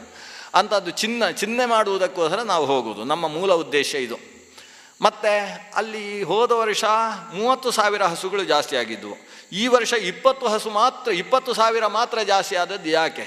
ವಸ್ತುತಃ ಹೋದ ಬಾರಿ 30,000 ಹಸುಗಳು ಜಾಸ್ತಿ ಆಗಿದ್ದರೆ ಅದರ ಸಂತತಿ ಈ ವರ್ಷಕ್ಕೆ 40,000 ಜಾಸ್ತಿ ಆಗಬೇಕಿತ್ತು. ಕಡಿಮೆ ಆದದ್ದು ಯಾಕೆ? ಇದರಲ್ಲೇನೋ ಮೋಸ ಇದೆ, ಅಥವಾ ಅಲ್ಲಿಯ ರಕ್ಷಣೆಯಲ್ಲಿ ಏನೋ ನ್ಯೂನತೆ ಇದೆ. ಅದನ್ನು ರಾಜಕುಮಾರನಾಗಿ ನಾನು ಪರಿಹರಿಸಬೇಕು. ಅದಕ್ಕೋಸ್ಕರ ನಾವೊಂದು ಹಸುಗಳನ್ನು ನೋಡುವುದಕ್ಕೋಸ್ಕರ ಹೋಗ್ತಾ ಇದ್ದೇವೆ ಅಂತ ಹೀಗೆ ಅನುಮತಿ ಪಡ್ಕೊಳ್ಬೇಕು. ಆಮೇಲೆ ಅವರ ಹತ್ರ ಹೋಗುವಾಗ ಬಂಗಾರ ಎಲ್ಲ ಹಾಕ್ಕೊಂಡು ಹೋಗೋದು ಬೇಡ. ಅವರಿಗೆ ಶಬ್ದ ಕೇಳಿದರೆ ಗೊತ್ತಾಗ್ತದೆ ಇವರೇನು ಅಲಂಕಾರ ಮಾಡಿಕೊಂಡಿದ್ದಾರೆ ಅಂತ. ಅದರಿಂದ ಅದೇನೂ ಗೊತ್ತಾಗದೇ ಇರುವ ಹಾಗೆ ಧೃತರಾಷ್ಟ್ರನ ಮುಂದೆ ಹೋಗಿ ಅನುಮತಿ ಪಡೆದು ಆಮೇಲೆ ನಮ್ಮದು ಏನೇನು ಬೇಕೋ ಎಲ್ಲ ನಮ್ಮ ಯೋಜನೆಯ ಪ್ರಕಾರವೇ ಮಾಡಿಕೊಳ್ಳುವ. ಧೃತರಾಷ್ಟ್ರನಿಂದ ಅನುಮತಿಯೂ ಸಿಕ್ಕಿತು. ಮೊದಲು ಧೃತರಾಷ್ಟ್ರ ಹೇಳಿದ, ಅಲ್ಲೇ ಪಕ್ಕದಲ್ಲಿ ಪಾಂಡವರು ಇರುವುದು, ನೀವು ಅಪಚಾರಿಗಳು, ನೀವು ಏನೋ ಅಲ್ಲಿ ಕಿರಿಕ್ ಮಾಡದೆ ಬಿಡುವುದಿಲ್ಲ, ನಿಮ್ಮಂಥವರನ್ನಲ್ಲಿ ಕಳಿಸ್ಲಿಕ್ಕೆ ಸಾಧ್ಯವೇ ಇಲ್ಲ, ಹೋಗಬೇಡಿ ಸಾಯ್ತೀರಿ ಅಂತ ಧೃತರಾಷ್ಟ್ರ ಹೇಳ್ತಾನೆ. ಆದರೆ ಇವರು ಬಿಡ್ತಾರೋ? ನಾವು ಬರೀ ಈ ಕಡೆ ಮಾತ್ರ ಹೋಗೋದು, ಆ ಕಡೆ ಮುಖ ಮಾಡಿಯೂ ನೋಡುವುದಿಲ್ಲ, ನಾವು ಇಲ್ಲಿಂದಲೇ ಬರುವುದು ಅಂತ ಅವನ ಕಣ್ಣು ಕಾಣದೇ ಇದ್ದಂತಹ ಅಂಧಕನ ಮನಸ್ಸನ್ನು ಸೂರೆಗೊಂಡಿದ್ದಾರೆ ಇವರು. ಅವಕಾಶವನ್ನು ಆತ ಕೊಟ್ಟ. ಮರುದಿವಸವೇ ಘೋಷಯಾತ್ರೆ ಅನ್ನುವ ಹೆಸರಿನಲ್ಲಿ ಇವರು ಹೇಗೆ ಆಲೋಚನೆ ಮಾಡಿದ್ದಾರೆ ಆ ಕ್ರಮದಲ್ಲಿ ಹೊರಟರು. ದ್ವೈತವನದ ಆ ಭಾಗದ ಸರೋವರದ ತೀರದಲ್ಲಿ ಪಾಂಡವರಿದ್ದಾರೆ. ಧರ್ಮರಾಜ ಸಾದಿಸ್ಕ ಅಂತ ಹೇಳುವ ಒಂದು ಯಾಗದಲ್ಲಿ ತಾನು ದೀಕ್ಷಿತನಾಗಿದ್ದಾನೆ. ಅದು ಒಂದು ಥರದ ಸೋಮಯಾಗ. ಸೋಮಲತೆಯನ್ನಿಟ್ಟುಕೊಂಡು ಅದರ ರಸವನ್ನು ಹಿಂಡಿ ಸೋಮಗ್ರಹ ಅಂತ ಹೇಳುವ ಮರದ ಪಾತ್ರೆಗಳಲ್ಲಿ ಅದನ್ನು ತುಂಬಿಸಿ ಸೋಮಗ್ರಹವನ್ನು ಅಲಂಕಾರ ಮಾಡಿ ಅಲಂಕೃತವಾದದ್ದನ್ನು ವಾಯವಾಯಾಹಿ ದರ್ಶತ ಇಮೇ ಸೋಮಾಹ ಅಲಂಕೃತ, ಈ ಸೋಮವನ್ನು ಅಲಂಕರಿಸಿದ್ದೇನೆ ಸ್ವಾಮಿ ತೇಷಾಂ ಪಾಹಿ, ಅದನ್ನು ನೀನು ಕುಡಿ ಅಂತ ಹೇಳಿ ಆಹುತಿಯನ್ನು ಕೊಡುವಂತಹ ಒಂದು ಸಾಧಿಸ್ಕ ಯಾಗ. ಅದರಲ್ಲಿ ಧರ್ಮರಾಜ ದೀಕ್ಷಿತನಿದ್ದಾನೆ. ಈ ಸಮಯದಲ್ಲಿ ಇವರು ಹೊರಟು ಬಂದಿದ್ದಾರೆ. ಬಂದವರು ಈ ದ್ವೈತವನಕ್ಕಿಂತ 1 ಯೋಜನ ದೂರದಲ್ಲಿ ಒಂದು ಡೇರೆ ಎಲ್ಲ ಹಾಕ್ಕೊಂಡಿದ್ದಾರೆ. ಅಲ್ಲಿ ಬಹಳಷ್ಟು ವಿಹರಿಸಿದ್ದಾರೆ, ಹಸುಗಳನ್ನೆಲ್ಲ ನೋಡಿದ್ದಾರೆ, ಎಲ್ಲ ಕೆಲಸ ಮಾಡಿದ್ದಾರೆ. ಆದರೆ ಮೂಲ ಉದ್ದೇಶ ಇರುವುದೇನು? ಪಾಂಡವರಿಗೆ ನಮ್ಮ ವೈಭವವನ್ನು ದರ್ಶನ ಮಾಡಿಸಿ ನಮ್ಮಲ್ಲಿ ಏನು ಇಲ್ವಲ್ಲ ಅಂತ ಹೊಟ್ಟೆ ಉರಿಸುವಂತಹ ಕೆಲಸ ಮಾಡಿಸಬೇಕು. ಆದರೆ ಅದಕ್ಕೆ ನಮ್ಮ ಕ್ರಮ ಹೇಗಿರಬೇಕು? ಆ ದ್ವೈತವನದ ಸರೋವರದ ಈ ಕಡೆ ಬದಿಯಲ್ಲಿ ನಮ್ಮ ಡೇರೆಗಳನ್ನು ನಿರ್ಮಿಸಿ ನಾವೊಂದು 4-5 ದಿವಸ ಇಲ್ಲಿರಬೇಕು. ಅವರಿಗೆ ಒಂದೇ ದಿವಸ ಹೊಟ್ಟೆ ಉರಿಸಿದರೆ ಸಾಕಾಗುವುದಿಲ್ಲ. 4-5 ದಿವಸ ಇಲ್ಲೇ ಇದ್ದು ನಮ್ಮ ಪತ್ನಿಯರು ಅಲ್ಲೆಲ್ಲ ಓಡಾಡಿಕೊಂಡು ಎಲ್ಲ ಕ್ರೀಡೆಗಳನ್ನು ಆಡಿಕೊಂಡು ಸರೋವರದಲ್ಲೇ ನಾವು ಸತಿಪತಿಯರು ಕ್ರೀಡೆ ಎಲ್ಲ ಆಡಿದಾಗ ದ್ರೌಪದಿಗೆ ಹೊಟ್ಟೆ ಉರಿಯುತ್ತೆ. ಅಷ್ಟೆಲ್ಲ ಕೆಲಸ ಮಾಡಬೇಕು ಅಂತ ಉದ್ದೇಶ ಇವರದ್ದು. ಅದಕ್ಕೋಸ್ಕರ ಇವರ ಸೇನೆಯಲ್ಲಿ ಸುಮಾರು 1,000 ಜನರನ್ನು ಕಳಿಸಿದ್ದಾರೆ. ಅಲ್ಲಿ ಹೋಗಿ ವ್ಯವಸ್ಥೆ ಮಾಡಿ. ಅಲ್ಲಿ ವ್ಯವಸ್ಥೆ ಮಾಡಲಿಕ್ಕೆ ಹೋದಾಗ ಅಲ್ಲಿ ಇನ್ನೊಬ್ಬರು ವ್ಯವಸ್ಥೆ ಮಾಡ್ತಾ ಇದ್ದಾರೆ. ವ್ಯವಸ್ಥೆ ಮಾಡ್ತಾ ಇರುವವರನ್ನು ಇವರು ಪ್ರಶ್ನಿಸಿದರು. ನಮ್ಮ ದುರ್ಯೋಧನ ರಾಜರು ಬಂದಿದ್ದಾರೆ, ನೀವು ಯಾರು? ಎಲ್ಲ ಇಲ್ಲಿಂದ ಜಾಗ ಖಾಲಿ ಮಾಡಿ, ನಮಗೆ ಈ ಜಾಗ ಬೇಕು. ನಮ್ಮನ್ನು ಯಾರೂ ತಡೆಯುವುದಕ್ಕೆ ಸಾಧ್ಯ ಇಲ್ಲ. ನಾವು ಚಿತ್ರಸೇನನ ಆದೇಶದಿಂದ ಇಲ್ಲಿಗೆ ಬಂದಂತಹ ಗಂಧರ್ವರು, ಅದು ನಮ್ಮ ಕೆಲಸ ನಮ್ಮದು, ನೀವು ಹೋಗಿ ಅಂತ ಇವರು ನಕ್ಕು ಅವರನ್ನು ಕಳಿಸಿದರು. ಹೀಗೆ ನಾವು ದುರ್ಯೋಧನನ ಹೆಸರು ಹೇಳಿದರೂ ಕೂಡ ಆಗುವುದಿಲ್ಲ ಅಂತ ಹೇಳಿದ್ದಾರೆ ಅಂತ ಅವರು ಬಂದು ದುರ್ಯೋಧನನ ಹತ್ರ ಹೇಳಿದರು. ದುರ್ಯೋಧನ ಅವ ಛಲ, ಒಂದು ಹಿಡಿದ ಕೆಲಸ ಯಾವತ್ತೂ ಬಿಡುವವ ಅಲ್ಲ. ಅದು ನಾವು ಬಂದ ಉದ್ದೇಶವೇ ಅಲ್ಲಿ ಹೋಗಿ ಅವರ ಮುಂದೆಯೇ ಕಾಣಿಸುವ ಹಾಗೆ ವಾಸ ಮಾಡಬೇಕು ಅಂತ. ಅಂಥಲ್ಲಿ ಯಾರೋ ತಡಿತಾರೆ ಅಂದರೆ ಏನರ್ಥ? ಜೊತೆಗೆ ದ್ವೈತವನ ಕುರುಜಾಂಗಲಕ್ಕೆ ಸಂಬಂಧಪಟ್ಟದ್ದು, ಕುರುದೇಶದ ಪ್ರದೇಶ, ನಮ್ಮ ಆಧಿಪತ್ಯಕ್ಕೆ ಒಳಪಟ್ಟದ್ದು. ನಮ್ಮ ಅನುಮತಿಯನ್ನು ಪಡೆದು ಅವರಲ್ಲಿ ವಾಸ ಮಾಡಬಹುದೇ ಹೊರತು ನೀವು ಹೋಗಿ ನಾವು ಚಿತ್ರಸೇನನ ಆದೇಶವನ್ನು ಪಡೆದಿದ್ದೇವೆ ಅಂದರೆ ಚಿತ್ರಸೇನನಿಗೂ ಈ ದೇಶಕ್ಕೂ ಏನು ಸಂಬಂಧ? ದುರ್ಯೋಧನ ಹೇಳಿದ, ಸೇನಾಧಿಪತಿಗಳನ್ನು ಕಳಿಸಿದ, ನೀವು ಒಟ್ಟಿಗೆ ಹೋಗಿ ಅವರು ಜಾಗ ಬಿಡುವುದಿಲ್ಲ ಅಂತೇಳಿದರೆ ತಲೆ ಕತ್ತರಿಸಿ ಹಾಕಿ ಅಂತ ಕಳಿಸಿದ. ಇವರು ಸೇನಾ ಸಮೇತವಾಗಿ ಸೇನಾಧಿಪತಿಗಳ ಜೊತೆಗೆ ಹೋದರೆ ಅವರು ಬಿಡುವುದೇ ಇಲ್ಲ ಅಂತ ಹೇಳಿದರು. ಬಿಡುವುದೇ ಇಲ್ಲ ಅಂತ ಹೇಳಿದಾಗ ಹೋರಾಟ ಆಯಿತು. ಹೋರಾಟ ಆದಾಗ ಈ ಕಡೆ ಒಂದು 4 ಜನ ಸತ್ರು, ಆ ಕಡೆ 4 ಜನ ಸತ್ರು, ಇನ್ನು ಉಳಿದ 1000 ಜನ ಓಡಿ ಬಂದರು.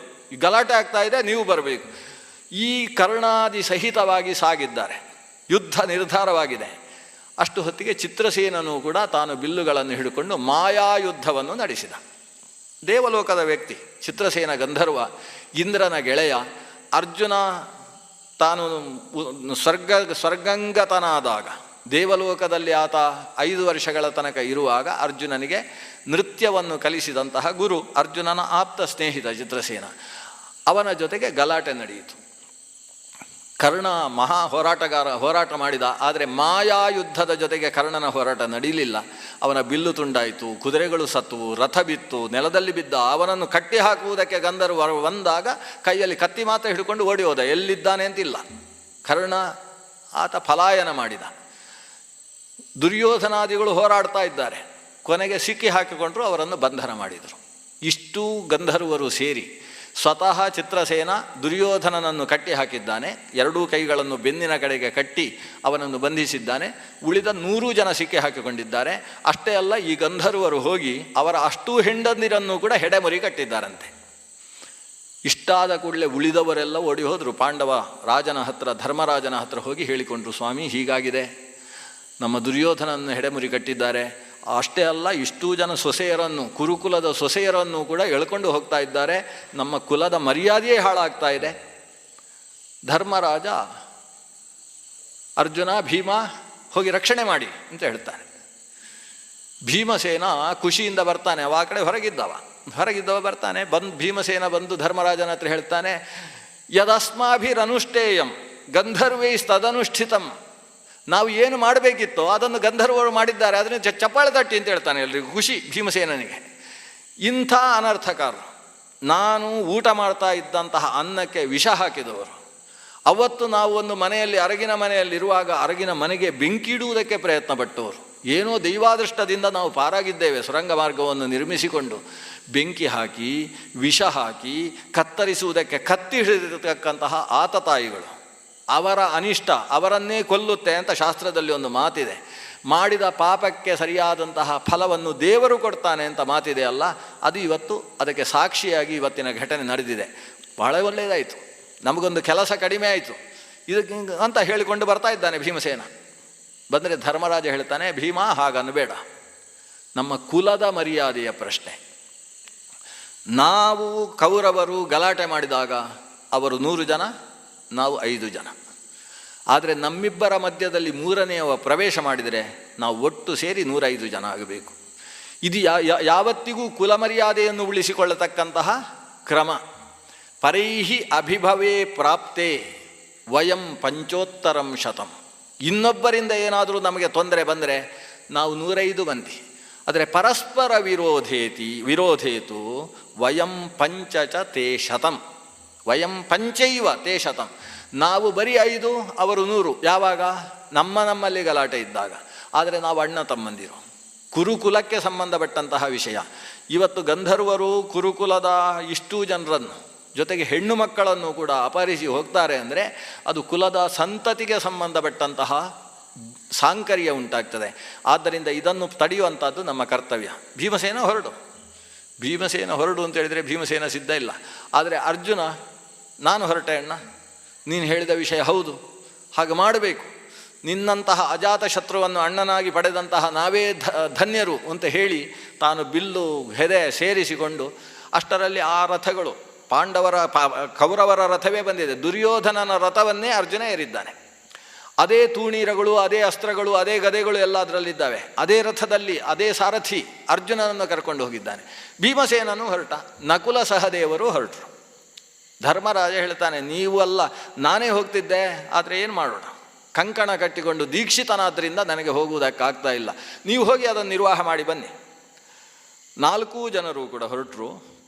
ಚಿತ್ರಸೇನ ಅಷ್ಟರಲ್ಲೇ ಇವರನ್ನು ಹೆಡೆಮುರಿ ಕಟ್ಟಿ ಆಕಾಶ ಮಾರ್ಗದಲ್ಲಿ ಮೇರುವಿನ ಸನ್ನಿಧಾನಕ್ಕೆ ತಮ್ಮ ಗಂಧರ್ವ ಲೋಕಕ್ಕೆ ಕರೆದುಕೊಂಡು ಹೋಗುವುದಕ್ಕೆ ಸಿದ್ಧನಾಗಿದ್ದಾನೆ. ಅರ್ಜುನ ಕೂಗಿ ಕರೆದ, ಯಾರದು? ಕುರುಕುಲದ ಸೊಸೆಯರನ್ನು, ಕುರುಕುಲದ ಮಕ್ಕಳನ್ನು ಅಪಹರಿಸುವ ಕೆಲಸ ಮಾಡಿರುವುದು. ಸಾಮರ್ಥ್ಯ ಇದ್ದರೆ ಮುಂದೆ ನಿಲ್ಲಿ. ಧರ್ಮರಾಜ ಆದೇಶಿಸ್ತಾ ಇದ್ದಾನೆ, ಅವರನ್ನೆಲ್ಲ ಬಿಟ್ಟು ಧರ್ಮರಾಜನ ಸನಿಹಕ್ಕೆ ಒಪ್ಪಿಸಬೇಕು. ಯಾರಾದರೂ ಧರ್ಮರಾಜನ ಆದೇಶವನ್ನು ಮೀರಿದ ಪಕ್ಷದಲ್ಲಿ ತಮ್ಮ ಕಂಠವನ್ನು ಈ ಬಾಣಗಳಿಗೆ ಒಪ್ಪಿಸಬೇಕಾಗ್ತದೆ ಅಂತ ಒಂದು ಉದ್ಘೋಷಣೆ ಮಾಡಿ ತನ್ನ ಶಂಖವನ್ನು ಊದಿದ. ಆ ಶಂಖದ ಧ್ವನಿಗೆ ಗಂಧರ್ವರು ನಡುಗಿಬಿಟ್ರಂತೆ. ಯಾಕಂದರೆ ಅವರೇ ಕೊಟ್ಟ ಶಂಖ ಅದು. ಇವನು ದೇವಲೋಕದಿಂದ ಇಳಿದು ಬರುವಾಗ ದೇವದತ್ತ ಶಂಖ ಅದು. ಅದರಿಂದಲೇ ನಡುಗಿಬಿಟ್ಟಿದ್ದಾರೆ. ಅರ್ಜುನನ ಧ್ವನಿ ಬೇರೆ, ಆದರೆ ಯುದ್ಧ ನಡೆಯುತ್ತೆ. ಅದೃಶ್ಯನಾಗಿದ್ದು ಚಿತ್ರಸೇನ, ಅವನಿಗೆ ಇನ್ನೊಂದು ಹೆಸರಿದೆ, ಚಿತ್ರರಥ ಅಂತ ಮತ್ತೊಂದು ಹೆಸರಿದೆ. ಅದೃಶ್ಯನಾಗಿ ಚಿತ್ರಸೇನ ಯುದ್ಧ ಮಾಡಿದರೆ ಈತ ಶಬ್ದವೇದಿಯ ಮೂಲಕ ಆತನನ್ನು ಹೊಡೆದ. ಚಿತ್ರಸೇನ ಕೊನೆಗೆ ತಾನು ಇಳಿದು ಬಂದು, ನಾನು ಯಾರು ಗೊತ್ತಾ ಅಂತ ಮುಖ ತೋರಿಸಿದಂತೆ. ಅದೃಶ್ಯತ್ವವನ್ನು ಬಿಟ್ಟು ತಾನು ದೃಶ್ಯನಾದ. ಅರ್ಜುನ ಮತ್ತು ಚಿತ್ರಸೇನ ಆಲಗಿಸಿಕೊಡ್ತಾರೆ, ನನಗೆ ಪಾಠ ಹೇಳಿದ ಗುರು ನೀನು. ಚಿತ್ರಸೇನ ಹೇಳ್ತಾನೆ, ಯಾವುದಕ್ಕೂ ಹೋಗೋಣ, ಇವರನ್ನೆಲ್ಲ ಈಗ ಬಿಡಿಸ್ಲಿಕ್ಕಾಗುವುದಿಲ್ಲ, ನಿಮ್ಮ ಧರ್ಮರಾಜ ಹೇಗೆ ಹೇಳ್ತಾನೆ ಹಾಗೆ ಮಾಡುವ ಅಂತ ಇವರನ್ನು ಕಟ್ಟಿದ್ದನ್ನು ನೆಲದಲ್ಲಿ ಎಳ್ಕೊಂಡು 101 ಜನರನ್ನು ಮತ್ತು ಈ 101 ಹೆಣ್ಣು ಮಕ್ಕಳನ್ನು ಎಳ್ಕೊಂಡು ಬರ್ತಾರೆ. ಎಳ್ಕೊಂಡು ಬಂದು ಧರ್ಮರಾಜನ ಪಕ್ಕದಲ್ಲಿ ಹಾಕ್ತಾರೆ. ಹಾಕಿ ಧರ್ಮರಾಜನಿಗೆ ಹೇಳ್ತಾನೆ ಚಿತ್ರಸೇನ, ನಾನು ದೈವ ಪ್ರೇರಿತನಾಗಿ ಬಂದಿರುವುದು ಧರ್ಮಜ, ಇಂದ್ರ ಕಳಿಸಿದ್ದು ನಮ್ಮನ್ನು. ಇವರು ಯಾವುದೋ ಅನರ್ಥವನ್ನು ಮಾಡುವುದಕ್ಕೋಸ್ಕರ ಇಲ್ಲಿ ಬಂದಿದ್ದರು. ಇಷ್ಟು ದೊಡ್ಡ ಸೇನೆಯನ್ನು ಕರ್ಕೊಂಡು ಬಂದಿದ್ದರು. ಕಾಡಿನಲ್ಲಿ ಯಜ್ಞನಿಷ್ಠನಾಗಿ ಯಜ್ಞವನ್ನು ನಡೆಸ್ತಾ ಇರತಕ್ಕಂತಹ ಧರ್ಮಜನ ಮೇಲೆ ಆಕ್ರಮಣಕ್ಕೆ ಬರ್ತಾ ಇರುವ ಇವರನ್ನು ತಡೆಯುವುದಕ್ಕೋಸ್ಕರ, ಯಜ್ಞದ ರಕ್ಷಣೆಗೋಸ್ಕರ ದೇವೇಂದ್ರ ನನ್ನನ್ನು ಕಳಿಸಿದ. ಅಂದರೆ ದೇವತೆಗಳಿಗೆ ಯಜ್ಞ ರಕ್ಷಣೆ ಅಂದರೆ ಇಷ್ಟ. ದೇವತೆಗಳಿಗೂ ಯಜ್ಞಕ್ಕೂ ಏನೋ ಒಂದು ಅತ್ಯಂತ ನಿಕಟವಾದಂತಹ ಒಂದು ಸಂಬಂಧ ಇದೆ. ಆದ್ದರಿಂದ ತೇ ದೇವಾ ಭಾವಯಂತು ವಹ ಪರಸ್ಪರಂ ಭಾವಯಂತಹ ಶ್ರೇಯಃ ಪರಮವಾಪ್ಸ್ಯತ ಅಂತ. ಯಜ್ಞದ ಮೂಲಕ ದೇವತೆಗಳ ಪ್ರೀತಿ, ದೇವತೆಗಳ ಪ್ರೀತಿಯಿಂದಾಗಿ ಲೋಕಕ್ಕೆ ಸರಿಯಾದ ಮಳೆ ಬೆಳೆ ಅನ್ನುವ ಒಂದು ಸಂಬಂಧ, ಅದು ಶಾಸ್ತ್ರೋಕ್ತವಾದದ್ದು. ಹಾಗಾಗಿ ಯಜ್ಞನಿಷ್ಠನಾದ ಸಾಧ್ಯಸ್ಕದಲ್ಲಿ ದೀಕ್ಷಿತನಾಗಿರ್ತಕ್ಕಂತಹ ಧರ್ಮಜನ ರಕ್ಷಣೆಗೋಸ್ಕರ ಚಿತ್ರಸೇನ ಬಂದಿರುವುದು. ಅವ ಹೇಳ್ತಾನೆ, ಇದೆಲ್ಲ ಸರ್ಪಗಳಿದ್ದ ಹಾಗೆ, ಅದು ಜಾತಿ ಸರ್ಪಗಳಲ್ಲ, ಸರ್ಪ ಜಾತಿಗಳಿವುಗಳು. ಅವುಗಳಿಗೆ ಹಾಲೆರೆದರೂ ಕೂಡ ಕಚ್ಚುವ ಕೆಲಸವನ್ನು ಬಿಡುವುದಿಲ್ಲ. ಅಂಥವರು ಇವರು. ಇವತ್ತು ಯಾವತ್ತಿಗೂ ನಿಮ್ಮನ್ನು ಅವರು ಪ್ರೀತಿಸುವುದಿಲ್ಲ. ಇಲ್ಲಿಯ ತನಕ ಕಪಟದ್ಯೂತದ ಮೂಲಕ ನಿಮ್ಮನ್ನು ಕಾಡಿಗೆ ಕಳಿಸಿದ್ದಾರೆ. ಕಾಡಿನಲ್ಲಿ ಮುಗಿಸುವುದಕ್ಕೆ ಯಾವ್ಯಾವುದೋ ಯೋಜನೆಗಳನ್ನು ಹಾಕಿ ಸೋತಿದ್ದಾರೆ. ಈಗ ತಾವೇ ಸ್ವತಃ ಬಂದು, ಹಿಂದೆ ಹೇಗೆ ಪ್ರಹ್ಲಾದನನ್ನು ಮುಗಿಸುವುದಕ್ಕೆ ಹಿರಣ್ಯಕಶಿಪು ಏನೇನೋ ಯೋಜನೆಗಳನ್ನು ಹಾಕಿದರೂ ಸಾಧ್ಯವಾಗದೆ ಕೊನೆಗೆ ತಾನೇ ಅವನನ್ನು ಸಂಹರಿಸುವುದಕ್ಕೆ ಮುಂದಾದನು ಹೇಗೋ, ಹಾಗೆ ಈಗ ಇವರೇ ಆ ಶಕುನಿ ಮತ್ತು ಕರ್ಣನ ಜೊತೆಗೆ ನಿಮ್ಮನ್ನು ಮುಗಿಸುವುದಕ್ಕೆ ಬಂದಿದ್ದಾರೆ. ಆದ್ದರಿಂದ ಇವನನ್ನು ಬಿಡುವುದು ತರವಲ್ಲ, ಬಿಡಲಿಕ್ಕೆ ಸಾಧ್ಯ ಇಲ್ಲ. ಆದರೆ ಧರ್ಮಜ ಯಜ್ಞದೀಕ್ಷಿತನಾಗಿ ತಾನು ಏನಾದರೂ ಆದೇಶಿಸುವುದಾದರೆ ನಾನು ಅದನ್ನು ನಿರ್ವಹಿಸಿ ಹೋಗಿ ಇಂದ್ರನಿಗೆ ನಿವೇದನೆ ಮಾಡಿಕೊಳ್ತೇನೆ. ಆವಾಗ ಇಲ್ಲಿ ಇನ್ನೊಂದು ಅಂಶ ಮಹಾಭಾರತದಲ್ಲಿ ವ್ಯಾಸರು ಉಲ್ಲೇಖ ಮಾಡಿದ್ದೇನೆಂದರೆ, ಯಾವಾಗ ನಾವು ಅವನನ್ನು ರಕ್ಷಣೆ ಮಾಡುವುದಿಲ್ಲ ಅಂತ ಭೀಮಸೇನ ಹೇಳಿ ಕಾಲಹರಣ ಆಗ್ತಾ ಇದೆ, ಇದು ಆಕಾಶದಲ್ಲಿ ಚಿತ್ರಸೇನಾದಿಗಳು ಎತ್ತಿಕೊಂಡು ಹೋಗ್ತಾರೆ. ಆವಾಗ ದುರ್ಯೋಧನನೇ ಕೂಗಿ ಹೇಳ್ತಾನಂತೆ ಆಕಾಶದಿಂದ, ಧರ್ಮಜ ಕುಲವೇ ಧ್ವಂಸವಾಗ್ತಾ ಇದೆ, ರಕ್ಷಣೆ ಮಾಡುವಂಥ ದುರ್ಯೋಧನ ಕೂಗಿದಾಗ ಭೀಮನೂ ಕೂಡ ಸೇರಿಕೊಂಡು ಹೋಗಿ ರಕ್ಷಣೆ ಮಾಡಿದ್ದಾರೆ. ಈವಾಗ ದುರ್ಯೋಧನನ ಮುಖವನ್ನು ಧರ್ಮಜ ನೋಡ್ತಾನೆ. ನೋಡಿ, ಮೊದಲು ಆ ಹೆಂಗಸರ ಕೈಗೆ ಕಟ್ಟಿದ ಕೋಳವನ್ನೆಲ್ಲ ಬಿಡಿಸಿ, ಆಮೇಲೆ ಇವರನ್ನೆಲ್ಲ ಬಿಡಿಸಿ, ಯಾಕಂದರೆ ಇದು ಕುಲಕ್ಕೆ ಬೇಕಾಗಿರುವಂಥದ್ದು, ಕುಲ ರಕ್ಷಣೆ, ಕುಲದ ಮರ್ಯಾದೆ ಉಳಿಸಬೇಕಾದದ್ದು ಮುಖ್ಯ. ಆದಿಷ್ಟನಾದಂತಹ ಚಿತ್ರಸೇನ ತನ್ನ ಗಂಧರ್ವರ ಮೂಲಕ ಎಲ್ಲರನ್ನೂ ಬಿಡಿಸಿದ. ಧರ್ಮರಾಜ ಚಿತ್ರಸೇನನನ್ನು ಆಲಿಂಗಿಸಿಕೊಳ್ತಾನೆ. ಚಿತ್ರಸೇನನಿಗೆ ಕೈ ಮುಗಿತಾನೆ, ನಮ್ಮ ಕುಲದ ಮರ್ಯಾದೆಯನ್ನು ಉಳಿಸಿದಿ, ದೊಡ್ಡ ಉಪಕಾರವಾಯಿತು. ಇದಕ್ಕೆ ಪ್ರತಿಯಾಗಿ ನಾನು ಏನು ಮಾಡಬೇಕು ನಿನಗೆ ಹೇಳು, ನಾನು ಮಾಡುವುದಕ್ಕೆ ಸಿದ್ಧ ಇದ್ದೇನೆ. ಚಿತ್ರಸೇನನಿಗೆ ನಗು ಬರುತ್ತೆ. ನಾವು ದೇವತಾ ವ್ಯಕ್ತಿಗಳು, ಮಾನುಷನಾಗಿ ಈತ ಕೇಳ್ತಾನೆ ಏನು ಬೇಕು ಕೇಳು ಅಂತ ಹೇಳಿ. ಏನು ಕೊಡಬಲ್ರಿ ಮನುಷ್ಯರು, ಅದರಿಂದ ಹಾಗೆ ಬೇಡ. ನಾನು ಅರ್ಜುನನ ಮೇಲೆ ಇರತಕ್ಕಂತಹ ಸ್ನೇಹದ ಭಾವದಿಂದ ಇಷ್ಟು ಕೆಲಸವನ್ನು ಮಾಡಿದ್ದೇನೆ, ಅದರಿಂದ ಬಿಟ್ಟು ಹೊರಟಿದ್ದೇನೆ, ನಾನು ಹೊರಡ್ತೇನೆ. ಮತ್ತೆ ಏನಾದರೂ ನನ್ನಿಂದ ನಿಮಗೆ ಸಹಾಯ ಬೇಕು ಅಂತಾದರೆ ನೀವು ಕೇಳಿಕೊಳ್ಳಿ, ನಾನು ಸಹಾಯ ಮಾಡುವುದಕ್ಕೆ ಸಿದ್ಧ ಇದ್ದೇನೆ ಅಂತ ಹೇಳಿ ಚಿತ್ರಸೇನ ಆಕಾಶ ಮಾರ್ಗದಲ್ಲಿ ಸಾಗಿದ. ಧರ್ಮರಾಜ ತಾನೇ ಯಜ್ಞದ ಸ್ಥಳದಿಂದ ಅಲ್ಲಿ ದರ್ಭೆಯ ಮುಷ್ಟಿಯನ್ನಿಟ್ಟು ಅಲ್ಲಿಂದ ಎದ್ದು ಬರ್ತಾನೆ. ಅನಿವಾರ್ಯವಾದರೆ ಯಜಮಾನ ಹೇಳ್ಬೋದು. ಏಳುವಾಗ ಅಲ್ಲಿ ಒಂದು ಯಜಮಾನ ಪ್ರಸ್ತರಹ ಅಂತ ಹೇಳಿ ಒಂದು ದರ್ಭೆಯ ಮುಷ್ಟಿಯನ್ನು ಹಾಕಬೇಕು, ಅದು ಯಜಮಾನ ಇದ್ದ ಹಾಗೆ ಅಂತ ಹಾಕಿ ಇಲ್ಲಿ ಬಂದು ಇವನನ್ನು ಮೈ ತಡವಿ ಅವನಿಗೆ ಎಲ್ಲೆಲ್ಲಿ ಗಾಯ ಆಗಿದೆ ಅಂತ ನೋಡಿ ಅಲ್ಲಿಗೆ ಒಂದು ರೀತಿಯಲ್ಲಿ ಅದನ್ನು ಒರೆಸಿ ಶುದ್ಧೀಕರಿಸಿ, ನೀನು ಮನಸ್ಸಿಗೇನು ಹಚ್ಚಿಕೊಳ್ಳಬೇಡ, ಏನು ಆಗಿ ಹೋಯಿತು, ಆದ್ದರಿಂದ ಇದನ್ನೇ ಮನಸ್ಸಿನಲ್ಲಿ ನೀನು ಹಾಕಿಕೊಂಡು ತುಂಬ ಬೇಸರಿಸಿ ನಿನ್ನ ಆರೋಗ್ಯ ಹಾಳು ಮಾಡಿಕೊಳ್ಳಬೇಡ, ಆದಷ್ಟು ಬೇಗ ಎಲ್ಲರನ್ನು ಕರ್ಕೊಂಡು ಮನೆಗೆ ಹೋಗು, ಊರಿಗೆ ಹೋಗಿ ಶಾಂತವಾಗಿ ರಾಜ್ಯಭಾರವನ್ನು ಮಾಡು ಅಂತ ಅವನನ್ನು ಸಮಾಧಾನ ಮಾಡ್ತಾನೆ. ಸಮಾಧಾನಿಸಿದಂತಹ ಈತ ತಲೆ ಎತ್ತಲಿಲ್ಲ, ಆದರೂ ಧರ್ಮರಾಜನಿಗೆ ಸಾಷ್ಟಾಂಗ ನಮಸ್ಕಾರ ಮಾಡ್ತಾನೆ. ದುರ್ಯೋಧನ ಧರ್ಮಜನನ್ನು ನಮಿಸಿ ಅವನಿಂದ ಬೀಳ್ಕೊಂಡು ತನ್ನ ತಮ್ಮಂದಿರು ಮತ್ತು ತನ್ನ ಅರ್ಧಾಂಗಿಯರ ಜೊತೆಗೆ ಹೊರಡ್ತಾನೆ. ಹೊರಟು ಅಲ್ಲಿಂದ ಸುಮಾರು 14 ಯೋಜನದಷ್ಟು ದೂರಕ್ಕೆ ಬಂದು ಒಂದು ಕಡೆಯಲ್ಲಿ ಕೂತುಕೊಳ್ತಾನಂತೆ.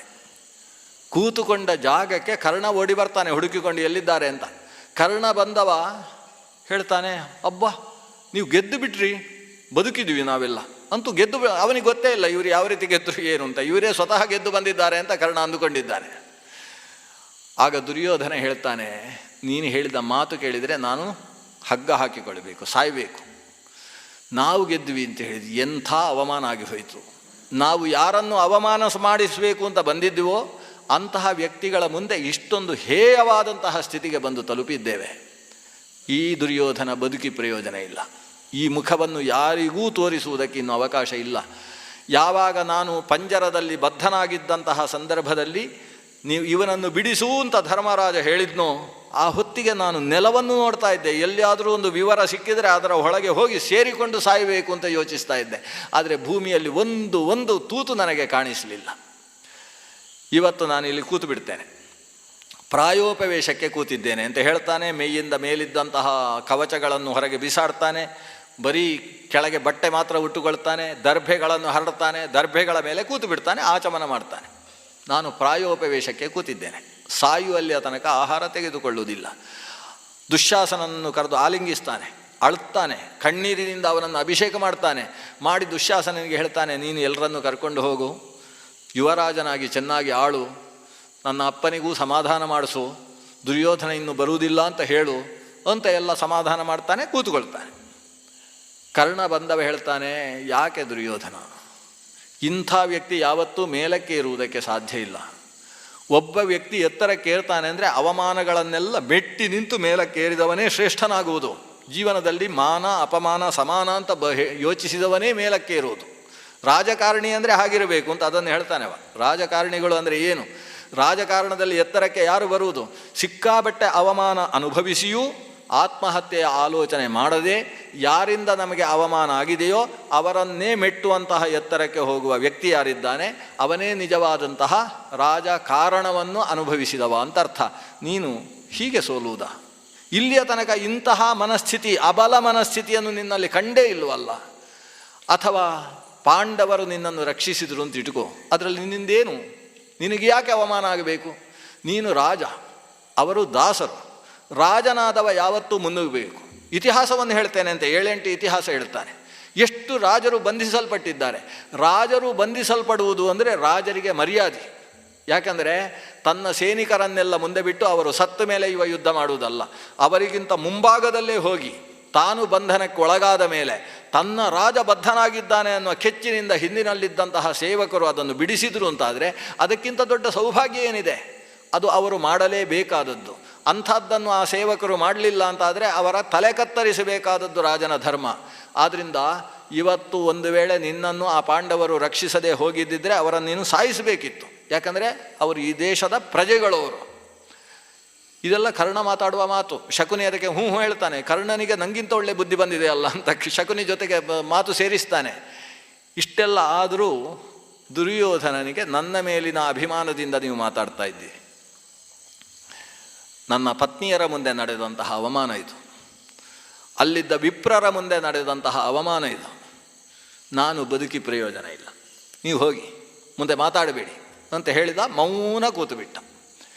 ಆಗ ದುಶ್ಯಾಸನ ಹೇಳ್ತಾನೆ, ಅಣ್ಣ ನೀನು ಸಾಯುವುದಾದರೆ ನಾನು ಸಾಯ್ತೇನೆ, ಮುಗೀತು. ಒಟ್ಟಿಗೆ ಆಗೋ ಚಿತೆ ಏರುವುದಾದರೆ ಇಬ್ಬರು ಒಟ್ಟಿಗೆ ಏರೋಣ. ನಾವು ನಿಂಗೆ ಬೇರೆ ನಂಗೆ ಬೇರೆ ಚಿತೆ ಬೇರೆ. ಈ ದುಶ್ಯಾಸನ ಆ ರೀತಿ ದುರ್ಯೋಧನ ಹೇಳಿದ ಹಾಗೆ ಕೇಳುವ ವ್ಯಕ್ತಿಯವ. ಕರ್ಣ ಹೇಳ್ತಾನೆ, ನೀನು ಸತ್ತಿತು ಅಂತಾದರೆ ನಾವು ಬದುಕುವುದಿಲ್ಲ. ಯೋಚನೆ ಮಾಡು, ಏನೇನು ಆಗಿದೆ ಈ ಹಿಂದೆ. ನಾವು ಪಾಂಡವರನ್ನು ಸಂಹರಿಸುವುದಕ್ಕೆ ಏನೇನು ಯೋಜನೆಗಳನ್ನು ಮಾಡಿದ್ದೇವೆ, ಅದು ಫಲ ಕೊಡುವುದಕ್ಕೆ ಹತ್ತಿರವಾಗ್ತಾ ಇರಬೇಕಾದ್ರೆ ನೀನು ಹೀಗೆ ಮಾಡುವುದು? ಮುಂದಕ್ಕೆ ಅವರು ಅಜ್ಞಾತವಾಸಕ್ಕೆ ಹೋಗ್ತಾರೆ. ನಾವೊಂದು 3-4 ತಿಂಗಳಲ್ಲಿ ಅವರನ್ನು ಕಂಡುಹಿಡಿಬೇಕಾಗಿದೆ. ಮತ್ತೆ ಅವರು ಅಜ್ಞಾತವಾಸಕ್ಕೆ ಹೋಗಬೇಕು, ಅಲ್ಲಿ ಬೇಯ್ತಾ ಇರಬೇಕು. ಇದನ್ನಲ್ವ ನಾವು ನಡೆಸಬೇಕಾದದ್ದು. ಇದಕ್ಕೆ ನೀನು ಸಾಯುವುದಾ? ಏನು ಹೇಳಿದರೂ ದುರ್ಯೋಧನ ತನ್ನ ನಿರ್ಧಾರದಿಂದ ಹೊರಗೆ ಬರುವುದಿಲ್ಲ. ಮಧ್ಯರಾತ್ರಿಯಾಗಿದೆ, ಎಲ್ಲ ನಿದ್ದೆ. ದುರ್ಯೋಧನನು ನಿದ್ದೆ ಮಾಡಿದ್ದಾನೆ.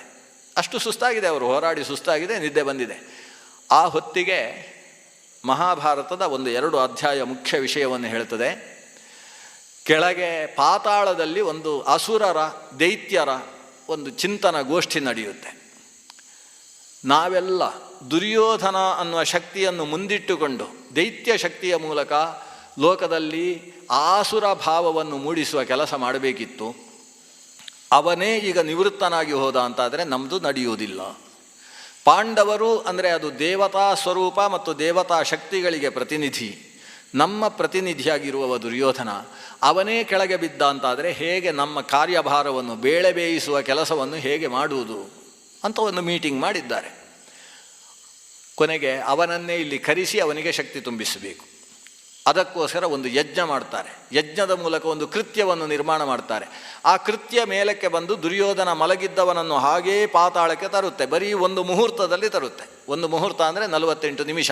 ಅಷ್ಟರಲ್ಲಿ ಪಾತಾಳಕ್ಕೆ ಬಂದಂತಹ ದುರ್ಯೋಧನನನ್ನು ಎಬ್ಬಿಸಿ ಇವರು ಅವನಿಗೆ ಅಭಿಷೇಕ ಮಾಡಿ ಅವನಿಗೆ ಪಂಚಾಮೃತ ಅಭಿಷೇಕ ಮಾಡ್ತಾರೆ. ಅದೇನು ಅಂತ ಅರ್ಥ ಆಗೋದಿಲ್ಲ. ಈ ತುಪ್ಪದಿಂದ ಅಭಿಷೇಕ ಮಾಡಿದರೆ ತುಂಬ ಕಷ್ಟ ಆಗುತ್ತೆ.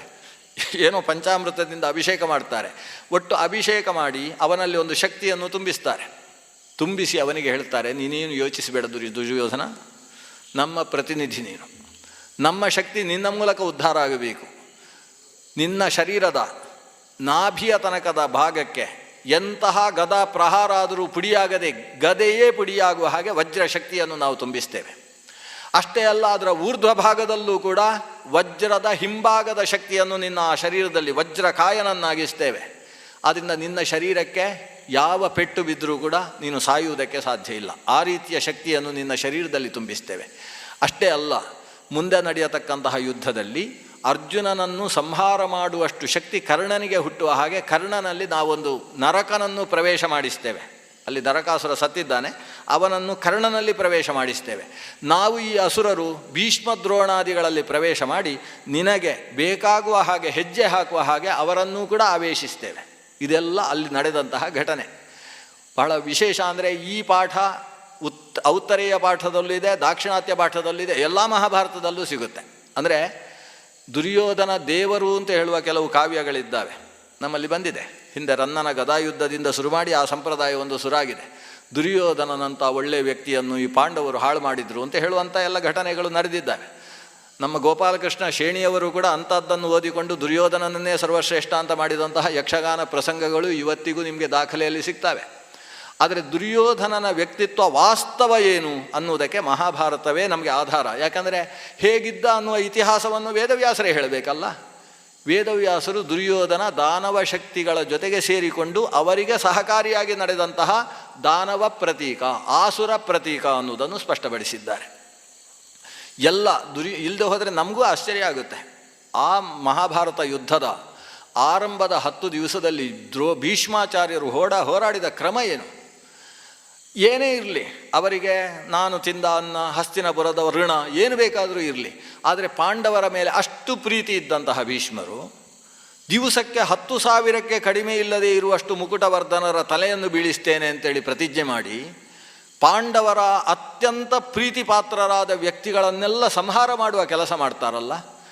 ನಾನು ಅಧರ್ಮದ ಕಡೆಯಲ್ಲಿದ್ದೇನೆ ಅಂತ ಸ್ಪಷ್ಟ ಪರಿಜ್ಞಾನ ಇದ್ದರೂ ಕೂಡ ಧರ್ಮದ ರಕ್ಷಣೆ ಆಗಬೇಕಾದದ್ದು ಲೋಕಕ್ಕೆ ಕ್ಷೇಮ ಅನ್ನುವ ಜ್ಞಾನ ಇದ್ದಂತಹ 800 ವರ್ಷದ ಅನುಭವಿಯಾದಂತಹ ಭೀಷ್ಮರು ಈ ಪಾಂಡವರ ಮೇಲೆ ಆಕ್ರಮಣ, ಅವರು ಸತ್ತೇ ಸಾಯಲಿ ಅನ್ನುವ ರೀತಿಯಲ್ಲಿ ಹೋರಾಡಿದ್ದಾರಲ್ಲ. ಇದರ ಹಿನ್ನೆಲೆಯಲ್ಲಿ ಅಸುರಾವೇಶವಿಲ್ಲದೆ ಆ ಭೀಷ್ಮರಿಂದಲೂ ಇಂತಹ ಕೆಲಸ ಘಟಿಸುವುದಕ್ಕೆ ಸಾಧ್ಯ ಇಲ್ಲ. ಅದು ಹೌದು ಅಂತ ಅದೆಲ್ಲ ತೋರಿಸುವುದು. ಅದರಿಂದ ಭೀಷ್ಮ ದ್ರೋಣಾದಿಗಳಲ್ಲಿ ನಾವು ಪ್ರವೇಶ ಮಾಡ್ತೇವೆ ಅನ್ನುವುದನ್ನು ಈ ಅಸುರರೆಲ್ಲ ಮಾತಾಡಿದರು. ಇನ್ನೂ ಒಂದಷ್ಟು ಅವನಿಗೆ ಧೈರ್ಯವನ್ನು ತುಂಬಿದರು. ಶಕುನಿಯಲ್ಲಿ ನಾನಿದ್ದೇನೆ, ಅವರಲ್ಲಿ ನಾನಿದ್ದೇನೆ ಅಂತ ಒಬ್ಬ ದ್ವಾಪರ ಹೇಳ್ತಾನೆ.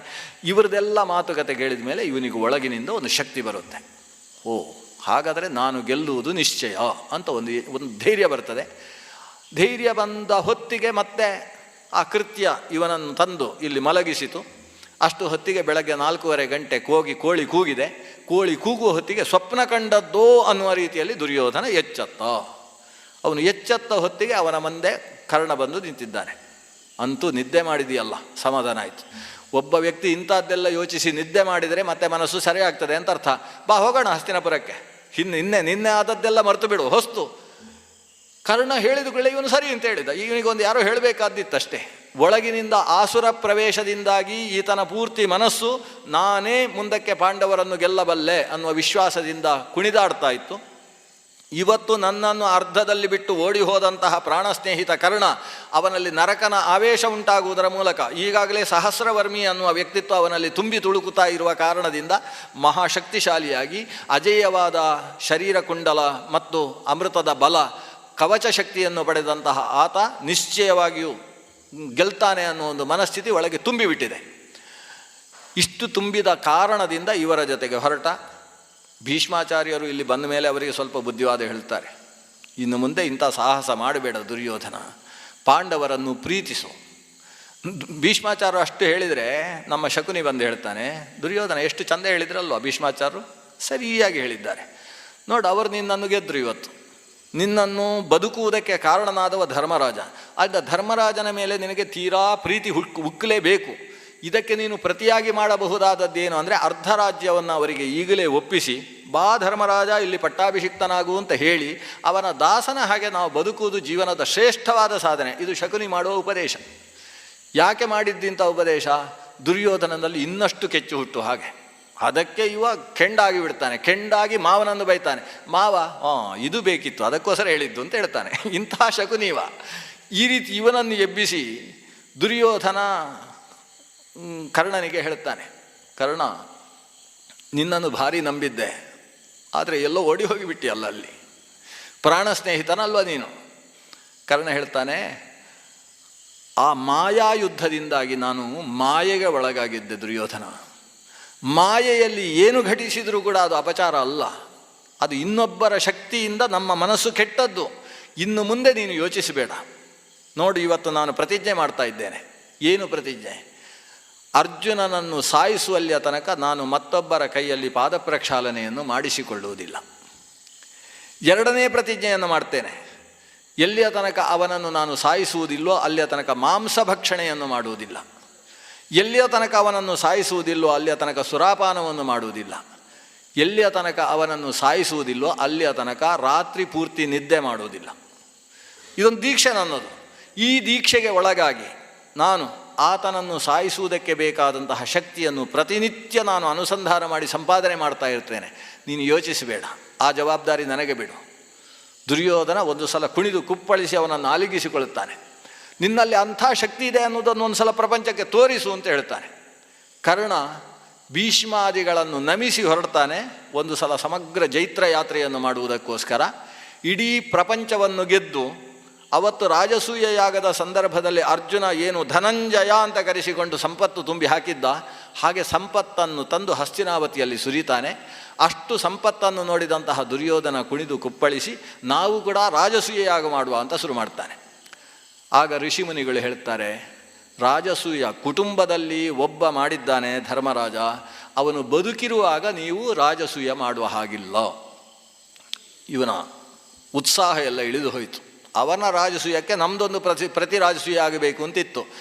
ಅಷ್ಟೊತ್ತಿಗೆ ಅದೇ ವಿಪ್ರರು ಹೇಳ್ತಾರೆ, ಆದರೆ ಅದಕ್ಕೆ ಸದೃಶವಾದಂತಹ ಪೌಂಡರೀಕ ಅನ್ನುವ ಯಾಗವನ್ನು ನೀವು ಮಾಡ್ಬೋದು, ಅದು ಅದಕ್ಕೆ ಸದೃಶವಾದದ್ದು, ಅದು ಮಾಡ್ಬೋದು. ಆದರೆ ರಾಜಸೂಯ ಮತ್ತೊಬ್ಬ ಮಾಡುವ ಹಾಗಿಲ್ಲ ಕುಟುಂಬದಲ್ಲಿ ಅವನು ಬದುಕಿರುವಲ್ಲಿಯ ತನಕ. ಆಗ ಕರ್ಣ ಹೇಳ್ತಾನೆ, ದುರ್ಯೋಧನ ಯೋಚಿಸಬೇಡ, ಈಗ ಪೌಂಡರೀಕ ಯಾಗವನ್ನೇ ಮಾಡುವ. ನೀನು ರಾಜಸೂಯ ಯಾಗ ಮಾಡುವ ಹಾಗೆ ನಾನು ಮಾಡ್ತೇನೆ. ಧರ್ಮರಾಜ ಸತ್ತ ಮೇಲೆ ಮಾಡಬಹುದು ಅಂತಲ್ವ ಅರ್ಥ, ಅವನು ಬದುಕಿರುವಾಗ ಮಾಡಬಾರ್ದು ಅಂದರೆ ಹಾಗರ್ಥ ಅಲ್ವಾ? ಅದಕ್ಕೆ ಬೇಕಾದ ವ್ಯವಸ್ಥೆ ನಾನು ಮಾಡಿಕೊಡ್ತೇನೆ. ಈಗ ಸದ್ಯಕ್ಕೆ ಈ ಯಾಗವನ್ನು ನಡೆಸು ಅಂತ ಹೇಳಿ ಅವರ ಅದ್ಭುತವಾದ ಪೌಂಡರೀಕ ಯಾಗ ಆ ಸಂದರ್ಭದಲ್ಲಿ ನಡೆಯುತ್ತೆ. ಮತ್ತೊಮ್ಮೆ ಕರ್ಣ ಜೈತ್ರ ಯಾತ್ರೆ ಮಾಡಿ ವಿಶಿಷ್ಟ ಶಕ್ತಿಯನ್ನು ತೋರಿಸ್ತಾನೆ.